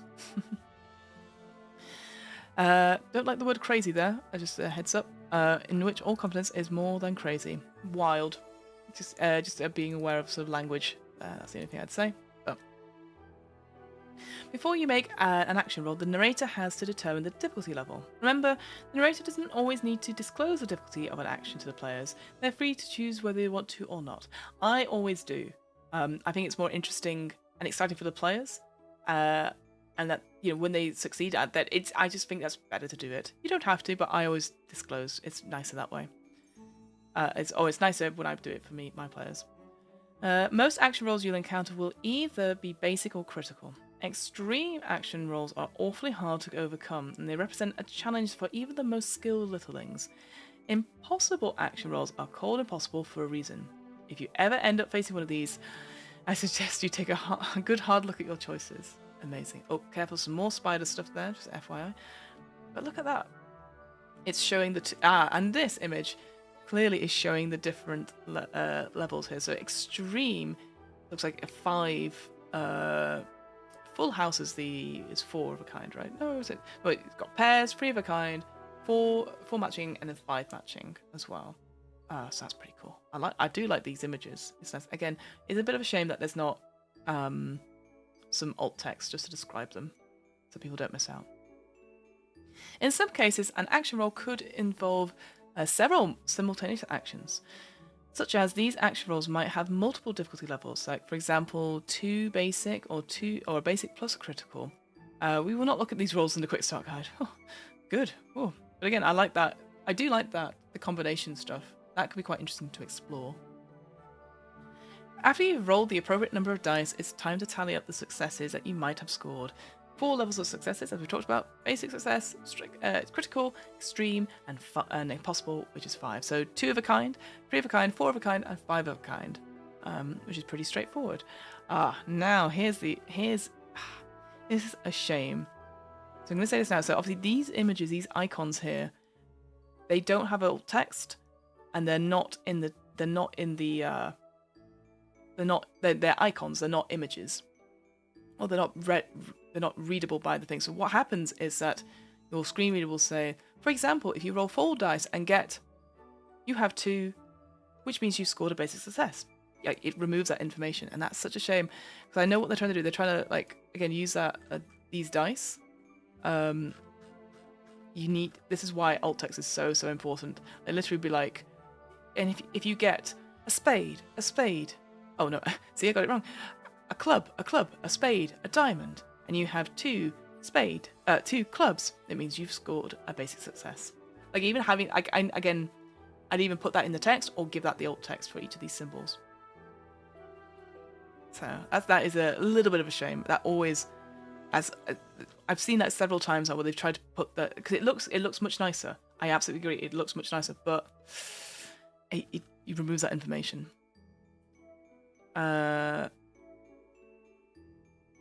Yeah, so to make a basic action, so that 2 of a kind, you need 2 successes, two of a kind, basic success, and to make extreme action, you need an extreme success, so that'd be 4. And 2 spades are worth 2 clubs are worth as much as 2 what looks like household symbols, and 3. Basically, the symbol itself doesn't matter; it just needs to be matching. If you score more successes than needed, you can use the extra success for additional actions. You can score higher success than needed, then the narrator may grant you some extra perks. Anyway, remember that you can always use a critical success as free basic, extreme as free criticals, and impossible as free extremes, but never the other way around. So that's something that they did in Outgunned as well. You can change it around to mean different things, which I quite liked as a result. Re-rolling. So after the dice, if you've scored at least 1 basic success, you can choose to re-roll. Re-rolling drastically increases your chances of a success, and it means you should always think about re-rolling when you can. After all, fortune favours the brave. When re-rolling, you take all the dice that weren't a part of a success and roll them again. It is important that you cannot choose which dice to keep and which ones to re-roll. You always have to keep all dice that were part of a success. And wait, you always have to keep, that's it, always have to keep all dice that were part of a success and re-roll all the others. Yeah, that makes sense. So for example, if you roll 5 dice and you get a diamond, 2 household symbols, a club, and a spade, you can choose to keep the 2 household symbols and re-roll the other dice, as they are not part of the success. If you roll 6 dice and you get 2 hearts, 2 diamonds, a household symbol and a spade, you can only re-roll the 2 dice that aren't already part of success. Ah, interesting. The 2 hearts and the 2 diamonds cannot be re-rolled. That's interesting. If after re-rolling you get any additional or greater success, fortune has smiled upon you. If, on the other hand, the reroll did not give you any additional or greater success, you have to give up 1 success of your choice amongst the ones scored in the first roll. Oh, I like that. I think that's quite a fun one. That's the choice. That's the, you can, if you succeed, amazing. If you don't, we're going to take that initial success away from you. Oh, I like it. After re-rolling once, you can put all your successes on the line and try to go all in, but we will tell you more about that in Household. Oh, what's all in? That sounds fun. Finally, there are some traits that can grant you a free reroll. In this occasion, you can always reroll and do things. Do not risk losing any of your successes when doing so. This means you can reroll even if you scored no basic successes on your original roll, and getting no additional successes will not cost you a success. Honestly, if you have anything granting you a free reroll, you have no reason not to reroll. Right. So you can only reroll normally if you've got at least 1 basic success. However, there are ones that you can give you free rerolls, so you can do this even if you've not scored any basic ones. So that's the difference. Okay, good to know. I quite like it. I liked it. Okay, how are we doing? Okay, maybe another 20 minutes or so. So if you don't score the needed successes with your dice, it means you failed your action. In Household, failure is never so fatal as to stop the story. It's more like an It's more like an unforeseen event that can still become the next step of your journey. Consequences may be, a negative consequence. So the character only gains a partial or temporary success, or unwittingly causes an accident. I don't like how accidents in bold there. The pleasant consequences of their action can be immediately apparent or come back to haunt them later. Then we have success at a cost. The character still gains a success, but they also suffer a condition or loses coin, decorum, or equipment. In a different way, the character does not get the success they hoped for, but their failure allows them to notice something important clue, and a different way to reach their goal. Alternatively, they can create a new opportunity for the story to progress. Usually this different way is harder, longer, or riskier than the first. And then suffering stress. So the character gains an awkward or hazardous success, but they also suffer stress. When the failure is tied to a dangerous situation that puts the character's health at risk, or when it runs the risk of stopping or derailing the story, the best solution is to give the character some stress. Absolutely. So that's maybe the default position that you would go to as a GM. But I do like how each of these other ones doesn't derail the story, doesn't stop the story. Like, you can't get through the locked door. Here it's like, you get through, but the guards hear you go through. Or you go through, but you lose some of your coin. You can't get through, but you see there's a small bathroom window that's been left ajar. That sort of thing. I quite like it. Maybe some content warnings for rats as well. I just realised some horrific rat creatures there. Oh, look at that! It's so good. Tag yourself. I'm this gentleman here, or this individual here. Sorry, with the orange moustache, bright fairy wings, and just ginger hair. I love them. I think they're great. So before you roll the dice, you might have some modifiers that make the chance of success better or worse. So each +1 adds a die to the pool, whilst each -1 subtracts 1. All things considered, remember you can never roll more than 9 dice or less than 2 dice. Interesting. Okay. And oh, there you go. So it's pictured here. 3 littlings fight against a pack of wild rats. So again, like, it has this image here. It has the text there. Shame it's not on all these images. Reaction rolls. So when something unfortunate or downright terrible is about to happen to you, the narrator might ask you for a reaction roll. For example, the narrator could ask you for a reaction roll to notice a dangerous insect that has been stalking you, to dodge the bullets flying in your direction, or to answer an uncomfortable question while you're being interrogated. Reaction rolls are carried out more or less like action rolls, with some key differences. So when facing a reaction roll, the goal is always to avoid some negative event that is about to happen. For this reason, in most cases, it is up to the narrator to establish the field for the use of the reaction. Okay. Additionally, The narrator is also has the option to choose a specific approach for the reaction roll, thus choosing the skill to roll. As an alternative, the narrator can leave it up to the player to choose the approach. I think, yeah, I'll say it has. Yeah, I think combining the two, like I'm going to choose that the field of war. What's your approach? You know. So, for example, if a centipede hidden in the shadows is stalking you, the narrator might ask you for a reaction roll that uses the caution skill in the street field. On the other hand, if you're under enemy fire, the narrator might ask for a reaction roll in war and leave you to choose the approach that you prefer. In this case, you could opt for illusion skill to try and hide, or for the strength skill to use a larger table as an improvised shield. Okay, that's a really good. I think there's two really good examples. Ooh. Just like actions, reactions are also classified in 4 difficulty levels. So we've had basic, critical, extreme, and possible. So it's very similar to these saving throws, I think, isn't it? They can have multiple difficulties as well, and we talk more about this in Household. Oh. Bingo, if you got that on your card.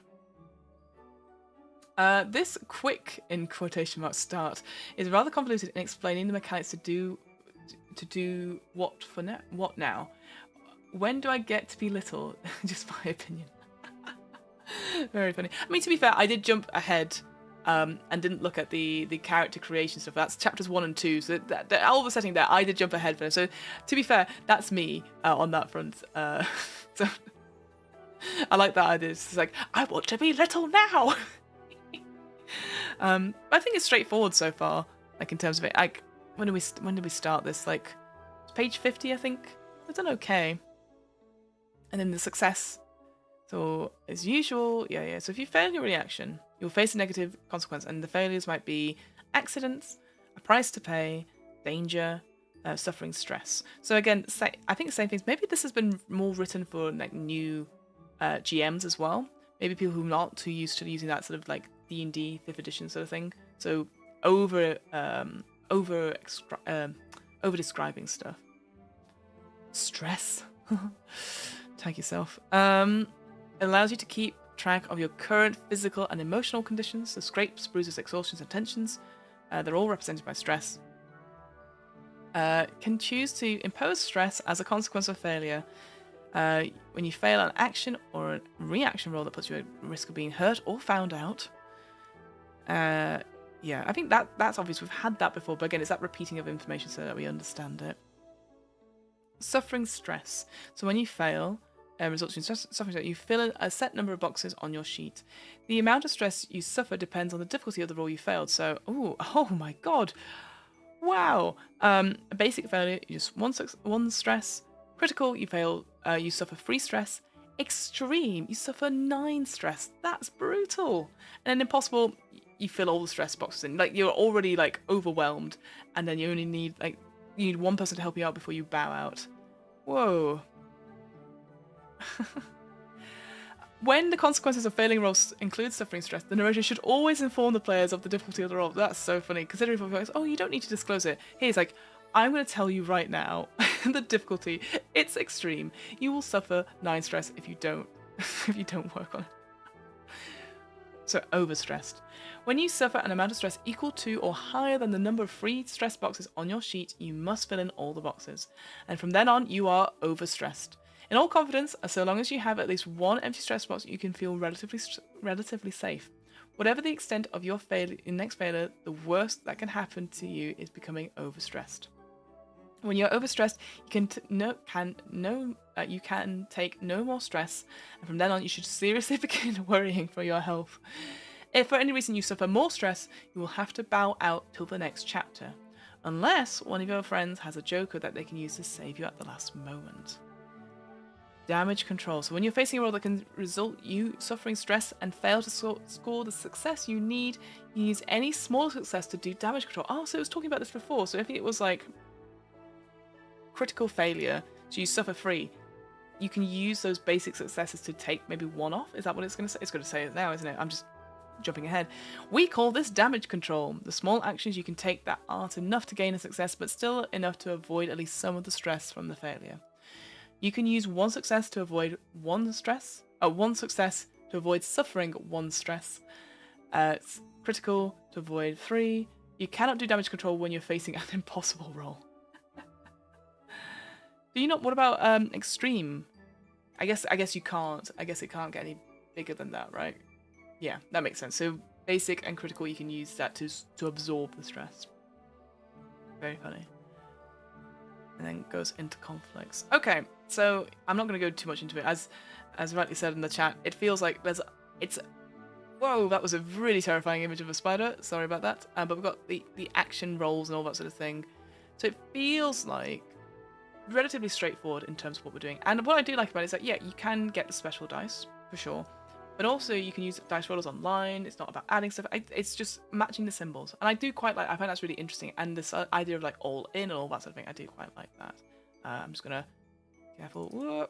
There's more combat. I'm not going to worry about combat stuff because we're not going to look at it.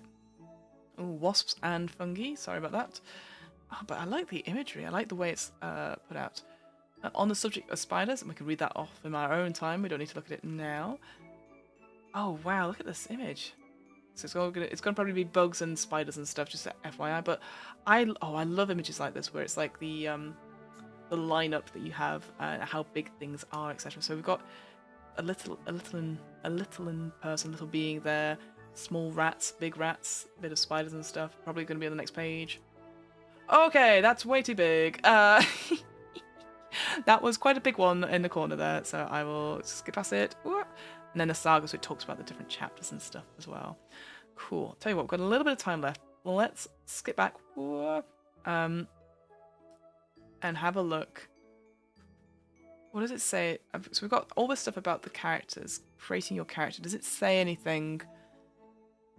First thing you check, is there like a quick thing we can look at in terms of how do we create our characters, or is it going to be... Oh, let me read this. Hang on, let's read this. So this is creating your character. When filling in your character sheet, the first thing you should choose is the folk you belong to. Will you be a fairy, a boggart, a sprite, or a sluggar? The folk you choose will determine your hereditary contract, a tangible memento of the first deal your forebears struck with the ancestral forces. That is really the only thing your folk influences. It doesn't relate to your starting skills in any way, and doesn't grant advantages or disadvantages. Those are false preconceptions. I like that. I like that little going, we see you there, wizards. And it says here, setting preconceptions aside. So I know many of you probably think you already know the little folks. You may have met some fairies, seen your share of sluggar, and formed your opinions about them. Maybe you've even developed preconceptions based on a few of those individuals. An old proverb of the house says, Abu un... Oh, it's Italian, isn't it? Abu uno disi omnis. No one, know them all. But nothing could be further from the truth. I like to imagine the word fairy is enough to have a picture of an uppity and frivolous littling, a courtier of good stock, oblivious to the problems of common folk. A boggart probably brings in mind a tall mouse hand, a country chump who's all brawn and no brain. If I say sprite, you think of a ruthless merchant, someone who's always put money before everything else, whom you can never trust. Someone even goes around slandering sluggar, calling them a bunch of cutthroats. Nothing like the good littlings of the ground floor. The same probably goes for nations. Everyone who's born in the realm is fussy and rich. People... Oh, let's see if I move up a little bit. Oh no, there you go. People from the horde are dirty and rude, and citizens of the free dominions are self-righteous and never pick a side. And those of the half are just farmers and cultured littlings are full of superstitions. But history enthusiasts like us can't have their judgments clouded by prejudice. That is a thing for gossips and grumpy busybodies. So set aside what you think you know, everything you've been told and taught in less cultured times. What you're about to hear may surprise you. So I like that. I like that as having a section about setting stuff aside, but like, don't make assumptions. The only thing I'd say, it's a little bit long, I think. Because ultimately, the important bit is this bit, right? You may have heard, to know a bit further from the truth. I then would then just delete all of this and be like, but history enthusiasts, like you don't need to go into so much detail about what you may have thought, because it feels like, I imagine you think this is the fairy, and you go, yes. And then boggart is this, and you go, yeah, I think so. So I think, I understand what it's doing, it's trying to over-explain stuff. But I think, yeah, you need to get. I think I would edit all that from. Nothing could be further from the truth. History enthusiasts like us can't have our judgment clouded by prejudice, and that's one thing for gossips and grumpy busybodies. Done. Easy enough. I need to head now, but have enjoyed this. Thank you. No, thank you so much, Kieran. I hope you, something a little bit different, I think. But thank you. I hope you have a good evening. All right. And then it goes into the fairies and a little bit about the culture and stuff. Again, I quite like that as a way of doing it. And what the hereditary contract here is Star Child. Ooh, maybe let's have a read of this, see what it says. So, upon birth, all fairies inherit the contract that the first tied their ancestors to the astral forces and grants all the members of their folk the title of Star Child. It is thanks to this contract that fairies are born with wings, as well as being able to hover and even fly. Clearly, this feature influences greatly the everyday life of Fae people. Before the fragile peace was signed, for example, most Fae homes had no stairs. If you wanted to make an impression at your next parlour chat, try pointing out that the frontier post of La Ruelle is the only ground level settlement that was ever founded by fairies. Okay. The counterpart to this extraordinary contract handed down through generations is the binding of the name. Always remember that fairies are bound to uphold all written agreements they undersign with their name. Those who dare to withdraw from a signed agreement will face terrible, terrible things. TTT. Amazing. Oh, and that's it. I guess that's interesting. See, that's the hereditary contract. So that's all you get. That's what it said. All you get from when you choose your lineage. So that's interesting. What about boggarts? What do they get? They can proudly say they are dear to the hearth.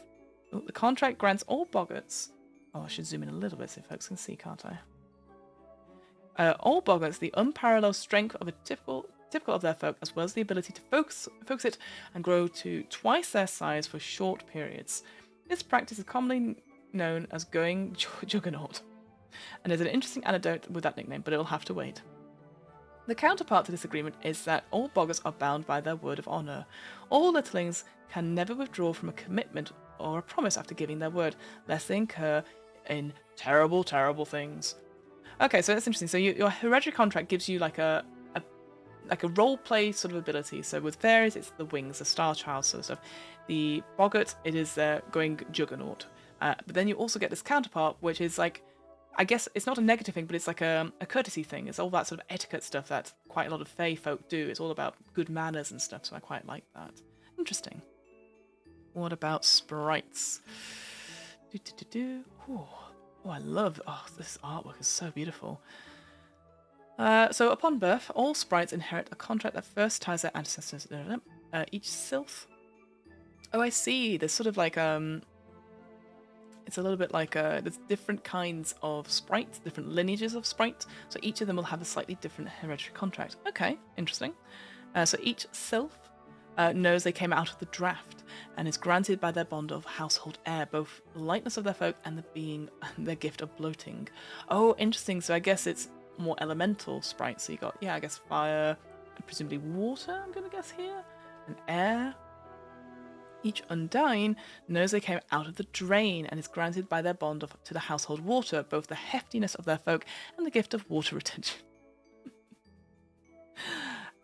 Is it a gift or is it a curse, my friends?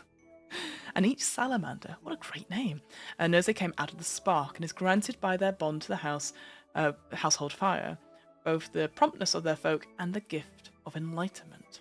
The counterpoint for all sprites who are bound by the coin accepted as payment. All littlings of this folk have to stay true to any written or oral agreements in which, after regular and free negotiations, they accept any sum of money in exchange for services. If they fail to comply, they face terrible, terrible things. So they can't do stuff for favours, I guess. It has to be payment in kind. I don't think... Is that a...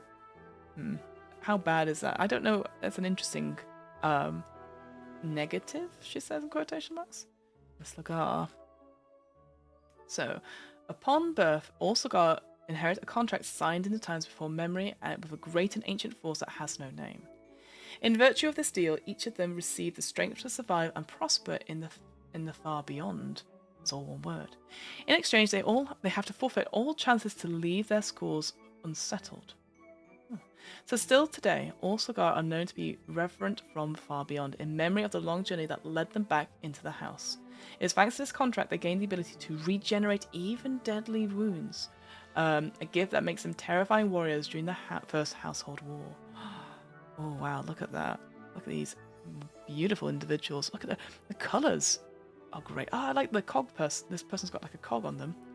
Oh, very cool. And like almost like some bug-like antennae as well. The counterpart to their contract is debt. All Sagar must repay any debt incurred after losing a bet if they wish to avoid terrible, terrible things. Ah, interesting. Okay, I like that. What do we have in terms of... So we've got contracts. I guess... Let's have a quick read of them. We've got probably about 5-10 minutes left. So many have tried to find an explanation for the complex nature of contracts. Most of them either give up or lose their minds. The fact is that these greater forces, you could even call them ancestral, are above us and have power over all that we are and all that we do. Just as a bee can never fly if the air chose to disallow it, a gecko could never walk on a ceiling if it didn't want to be walked upon. In sum, everything that exists and functions in the house exists and functions because dozens and hundreds of contracts signed with great forces like fire, water, air, the walls, the dark, the stairs, the silence, and so on, and so forth, and so further. Oh, I like that's a great little bit of line. In sum, everything exists and functions in the house exists and functions because of the dozens and hundreds of contracts signed with the great forces like fire. Well, yeah, I like that. I think that's a really cool line. That's very cool. Personal contracts. So you find several personal contracts in household. The luckiest, or most reckless littlings may strike these deals either directly with the household forces or through their fearsome servants. Ooh, I like the sound of that. These amazing contracts, like the Never Heard contract, allows you to move more silently, or the Walled Strider contract to allow you to move like a spider. Grand, great concessions, but require even greater counterparts. Concessions are extraordinary gifts and unique abilities that anyone would want, like the Juggernaut or the Boggarts, which allows them to double up in size and pump up their muscles. Counterparts, on the other hand, are treacherous restrictions everyone has to conform to. Think of the Sagar who are forced to repay any and all their debts incurred from lost bets, or fairies who can never make a breach of an agreement if they've signed their name to it. You should always be careful not to take the counterpart of your contracts too lightly, or you risk having to face terrible, terrible things. Oh gosh, what a beautiful picture. Oh, I love this. A picture here with a salamander, a sylph, and an undine, showing the evident signs of their hereditary conditions. Oh, contracts, sorry. Oh, wow. That's beautiful. And that's like a ball of wool next to them as well. Oh, very cool. That's, yeah, very beautiful image. I quite like that.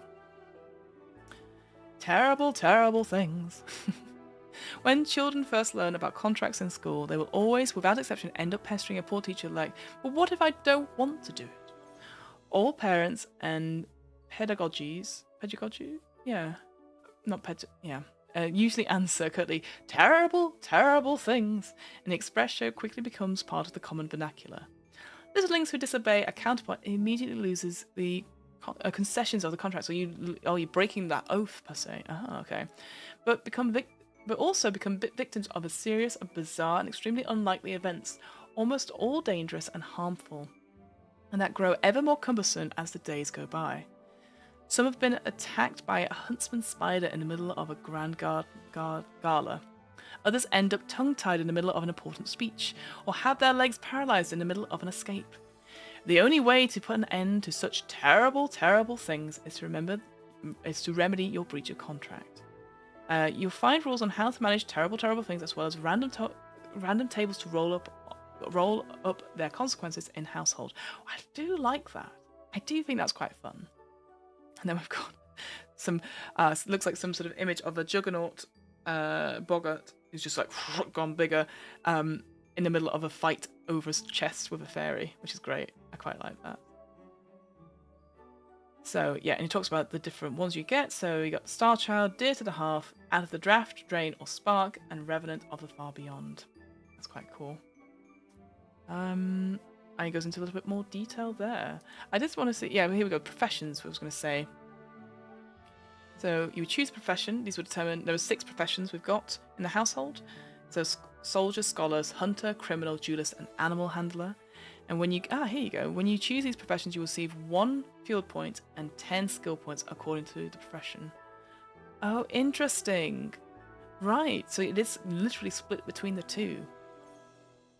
When you choose your profession, you will also gain access to a unique trait, a list of profession-specific moves, but more on that later. And then the same for vocations. You can further customize by selecting one of the vocations.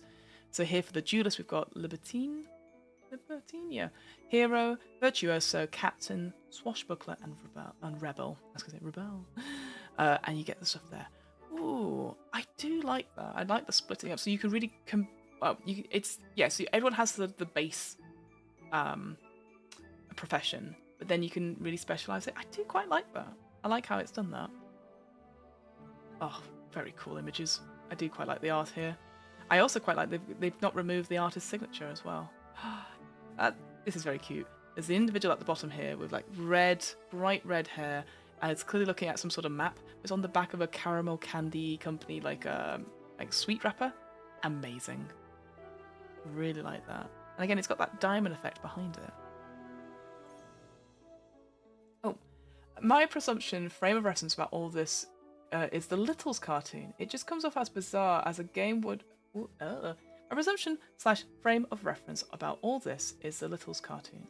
It just comes off as bizarre as a game world would want to play in. That's just me, not knocking, just talking. Glad you're back. Oh, thank you very much. Yeah, no, I was saying at the beginning of the stream, I was away and then I got really busy. But no, I'm glad to be back as well. I'm glad it's just been fun. I think, yeah, let's talk about it. Because it's pretty much the end of the stream, isn't it? Really, because I love his imagery. The imagery's really cool.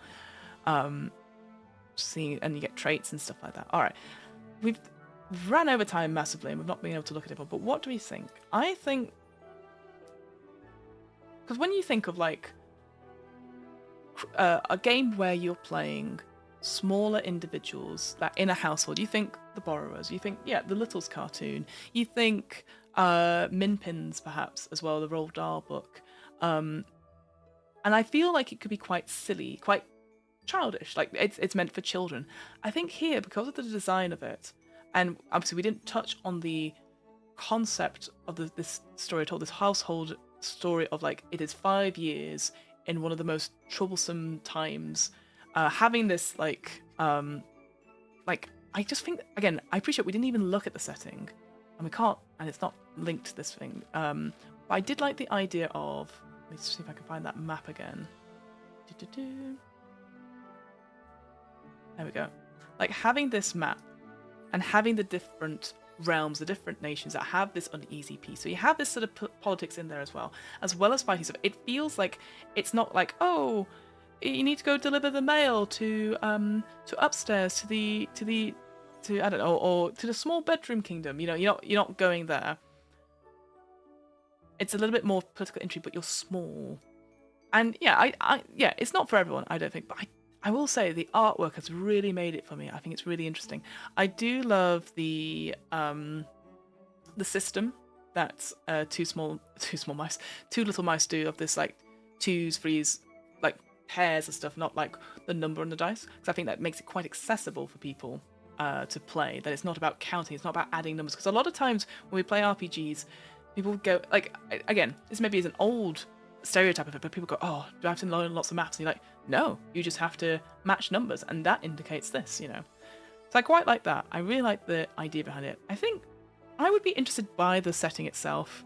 As I said before, I like the idea of, I'm interested in, because of the stuff I said about Dustmourn recently and all that sort of thing, like I like the idea of a big house that has been abandoned. Like, what could it be in there? Like Colossal is the other one I mentioned at the beginning of this solo game, that you play a Roomlander who lives in this pretty much a giant's castle, and each room has its own different regions and stuff, and it's all different. And this feels like a one-on from that.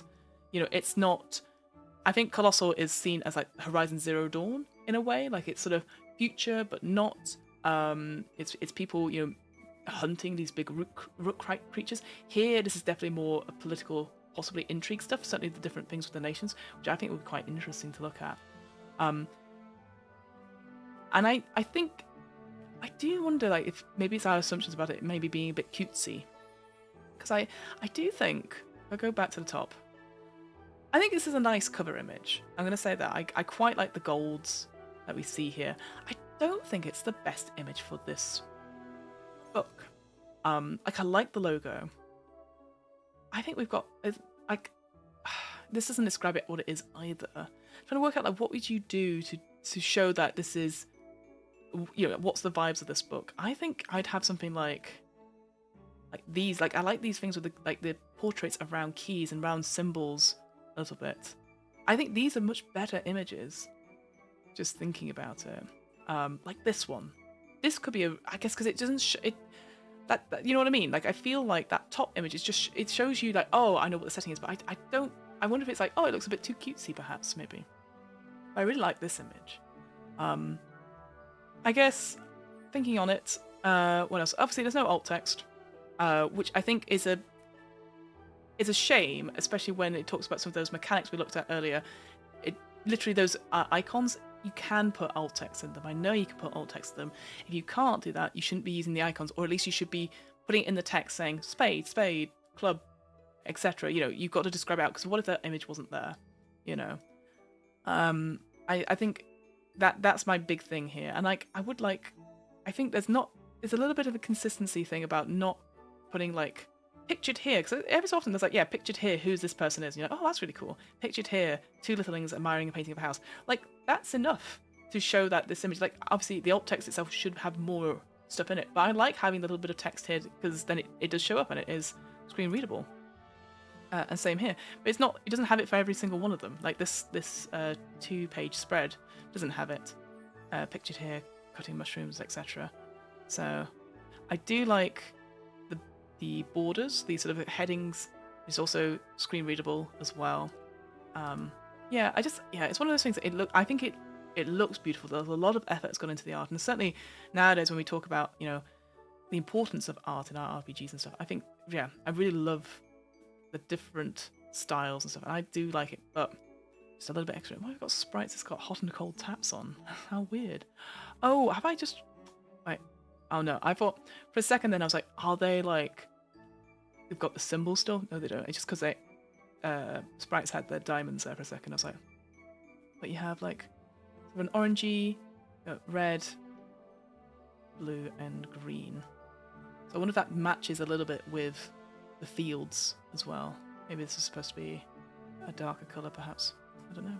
I think overall it's a well laid out book. And I said this, we didn't go through all of it. More look, I think, as I've said in the chat, maybe it goes way too much to over explain what is going on. Like that how to play chapter, 26 pages, and we didn't even look at combat. We know that there are rules for action, and there'll be reaction stuff, and maybe a bit of a copy editing just to slim it down a little bit. Is the only thing I'd say there. But if I go through, and hopefully we don't see any big spiders again. Oh, there was one there. I saw it. Your first adventure. Oh my god, that's a swan! Swan! That's incredible. I love that. Oh, look at this. Pictured here, two littlings bidding farewell at the fork of the road. Gorgeous. And there's a fork there. It says Clockminster, going towards the big clock tower there. How interesting. And advancement. So it feels like it's got a lot in there for players to look through, and also for stuff. Oh, these NPCs you've got here as well. Oh, of course, because these are the pre-gens for the adventure. Interesting. Interesting. All right. Pride, Prejudice, and Centipedes. Oh, what a great name. I like that. Just having a look at the images. I think overall it's well laid out as a book. I do like it. As a centipede. Oh, and there's the sorry, words.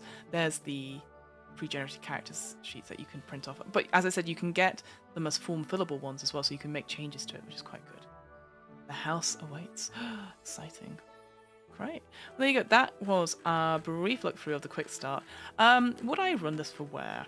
I think I would actually. I need to read more about the setting and stuff like that. But I liked how it talked about like you have 5 years. It's not like there's a time limit on it. You know what happens in these 5 years, and so that there'll be events happening in that timeline that would affect your story. I like the point of view it does of like the first 2 pages was like, hey, I found this book. It's really odd, and then it indicates this. Maybe check it out, but just be aware of it. And then going into that character voice, I don't know how good that character voice would last throughout. It makes sense for it to do the history, almost like a Volo kind of character that we see from D&D. But like, and I actually think it was a good tone, and it was funny at times, but overlong in some of the explanations as well. Oh, hello, Dice Tales. I'm not sure how you're doing this, but you make a read through from nothing dull and kind of slow to interesting and compelling. Such a joy. Oh, thank you. I don't know how I'm doing this either. I hope it's interesting. Again, the reason I do this is so that I learn about stuff, because I think it's boring to read by yourself. But I hope people have found something from this, because I think there's ideas here, whether it's the system itself, which is used in Outgunned, which I do think is a more interesting that action for it. The setting itself could be interesting. I certainly like it and would put it. Would I use this system for it? Probably, actually. But equally, you could take that setting, the idea it has, and then put it to 5th edition, which is what it does. But yeah, no, thank you, Dice House, very much appreciate it. But friends, we should end because I've just been chitty-chatting away at the end of the stream. So yeah, you can check out, you can get your own quick start and have a look more in detail. Here's the link. Oh, is this not gonna? Are we working? No, for some reason, it is not. I think my keyboard has died. Amazing. What a great way to end stream. Let me plug you in, my friend. Let's try this again. There we go. The battery died. How funny. All right, let's try that again. We on? There we go. That's probably what happened earlier when I was like, what's wrong with my computer? It's because of this.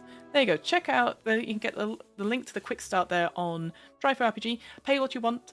And also, if you're interested more, you can go check out the other core books. Again, just double check what you are looking at, whether it's the 5th edition, 5th E compatible, or this other system one.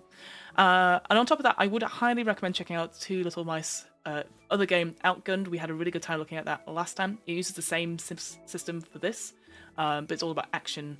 And so if you want to do your James Bonds, if you want to do your cool, like, even I'd say like Fast and Furious and stuff like that, I'd recommend checking that out. But let's go back to me.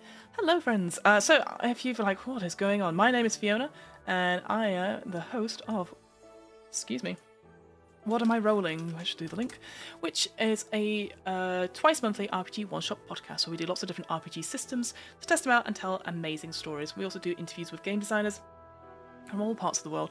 We've recently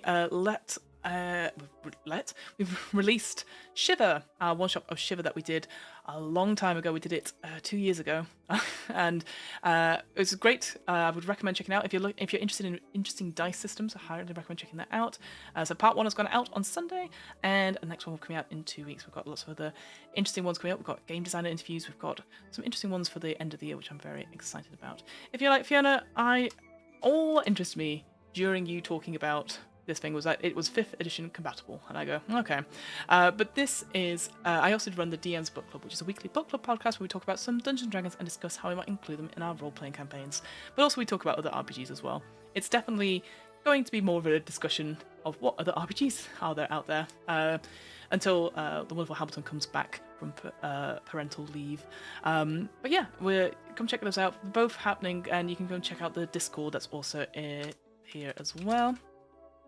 We come and chat about RPGs that we like, and just talk to them like a bit like this. We sort of like what we like about them, what, if anything, we can improve about them. But no shame on like if you like one system over the other. We'd rather make sure that people get to play games because there's such a small thing to do. And equally, I'll say this as well. I play a lot of games, or try to run a lot of games where I can, but mostly it is reading them. And I think that's a good source of getting some ways to get good stories. The final thing I'm going to chat about is obviously recently One Shot Network picked up Where, which is very exciting, and we're starting today the One Shot Oktoberfest or Okfest, where we're doing lots of stuff for their Patreon drive, and so I'm going to be on stream tonight over at the One Shot Network. So that's twitch.tv/OneShotRPG, and I'm going to be on it quite a bit in the next couple of days, doing lots of stuff. And it's going to be roughly the evening time, so about from 7 p.m. Either 6 p.m. Central or 7 p.m. Central. Your local time zones will differ, naturally, and I'm sorry, UK folk, I'll send you the VOD afterwards. So come check that out, we'd very much appreciate it, and, you know, it'd be nice to have some familiar faces in chat, because, you know, I'm maybe the only British person that's going to be on a lot of these streams, so would like some help. That's all I have time for. We'll be back on Thursday. We've got another RPG. Let me just look it up what it is. Sorry, I am rambling, as always, at the end of these. I never get to finish them well. What have we got on Thursday? We've got, Spoken Through the Petals. Is that this Thursday? No, that's not this Thursday. Oh, maybe we don't have one this Thursday. Oh, I remember why we don't have one this Thursday. I'm taking Thursday off because technically it's my birthday. I was like, should I be doing stuff? No, I've deliberately taken Thursday off because I'm going to go celebrate my birthday by not being online and going out into the real world. So I'll be back next week for Through the Petals, which is another TTRPG stuff. But come check us out on the Patreon for the One Shot podcast. We'd very much appreciate it there. Right, team, I'll let you go. I'll go and get my lunch. But thank you so much for being a part of this. I very much appreciate it. We'll see you next week for another Too Long Didn't Read. And stay safe and play more games. Let me grab the end of screen button. Bye, friends.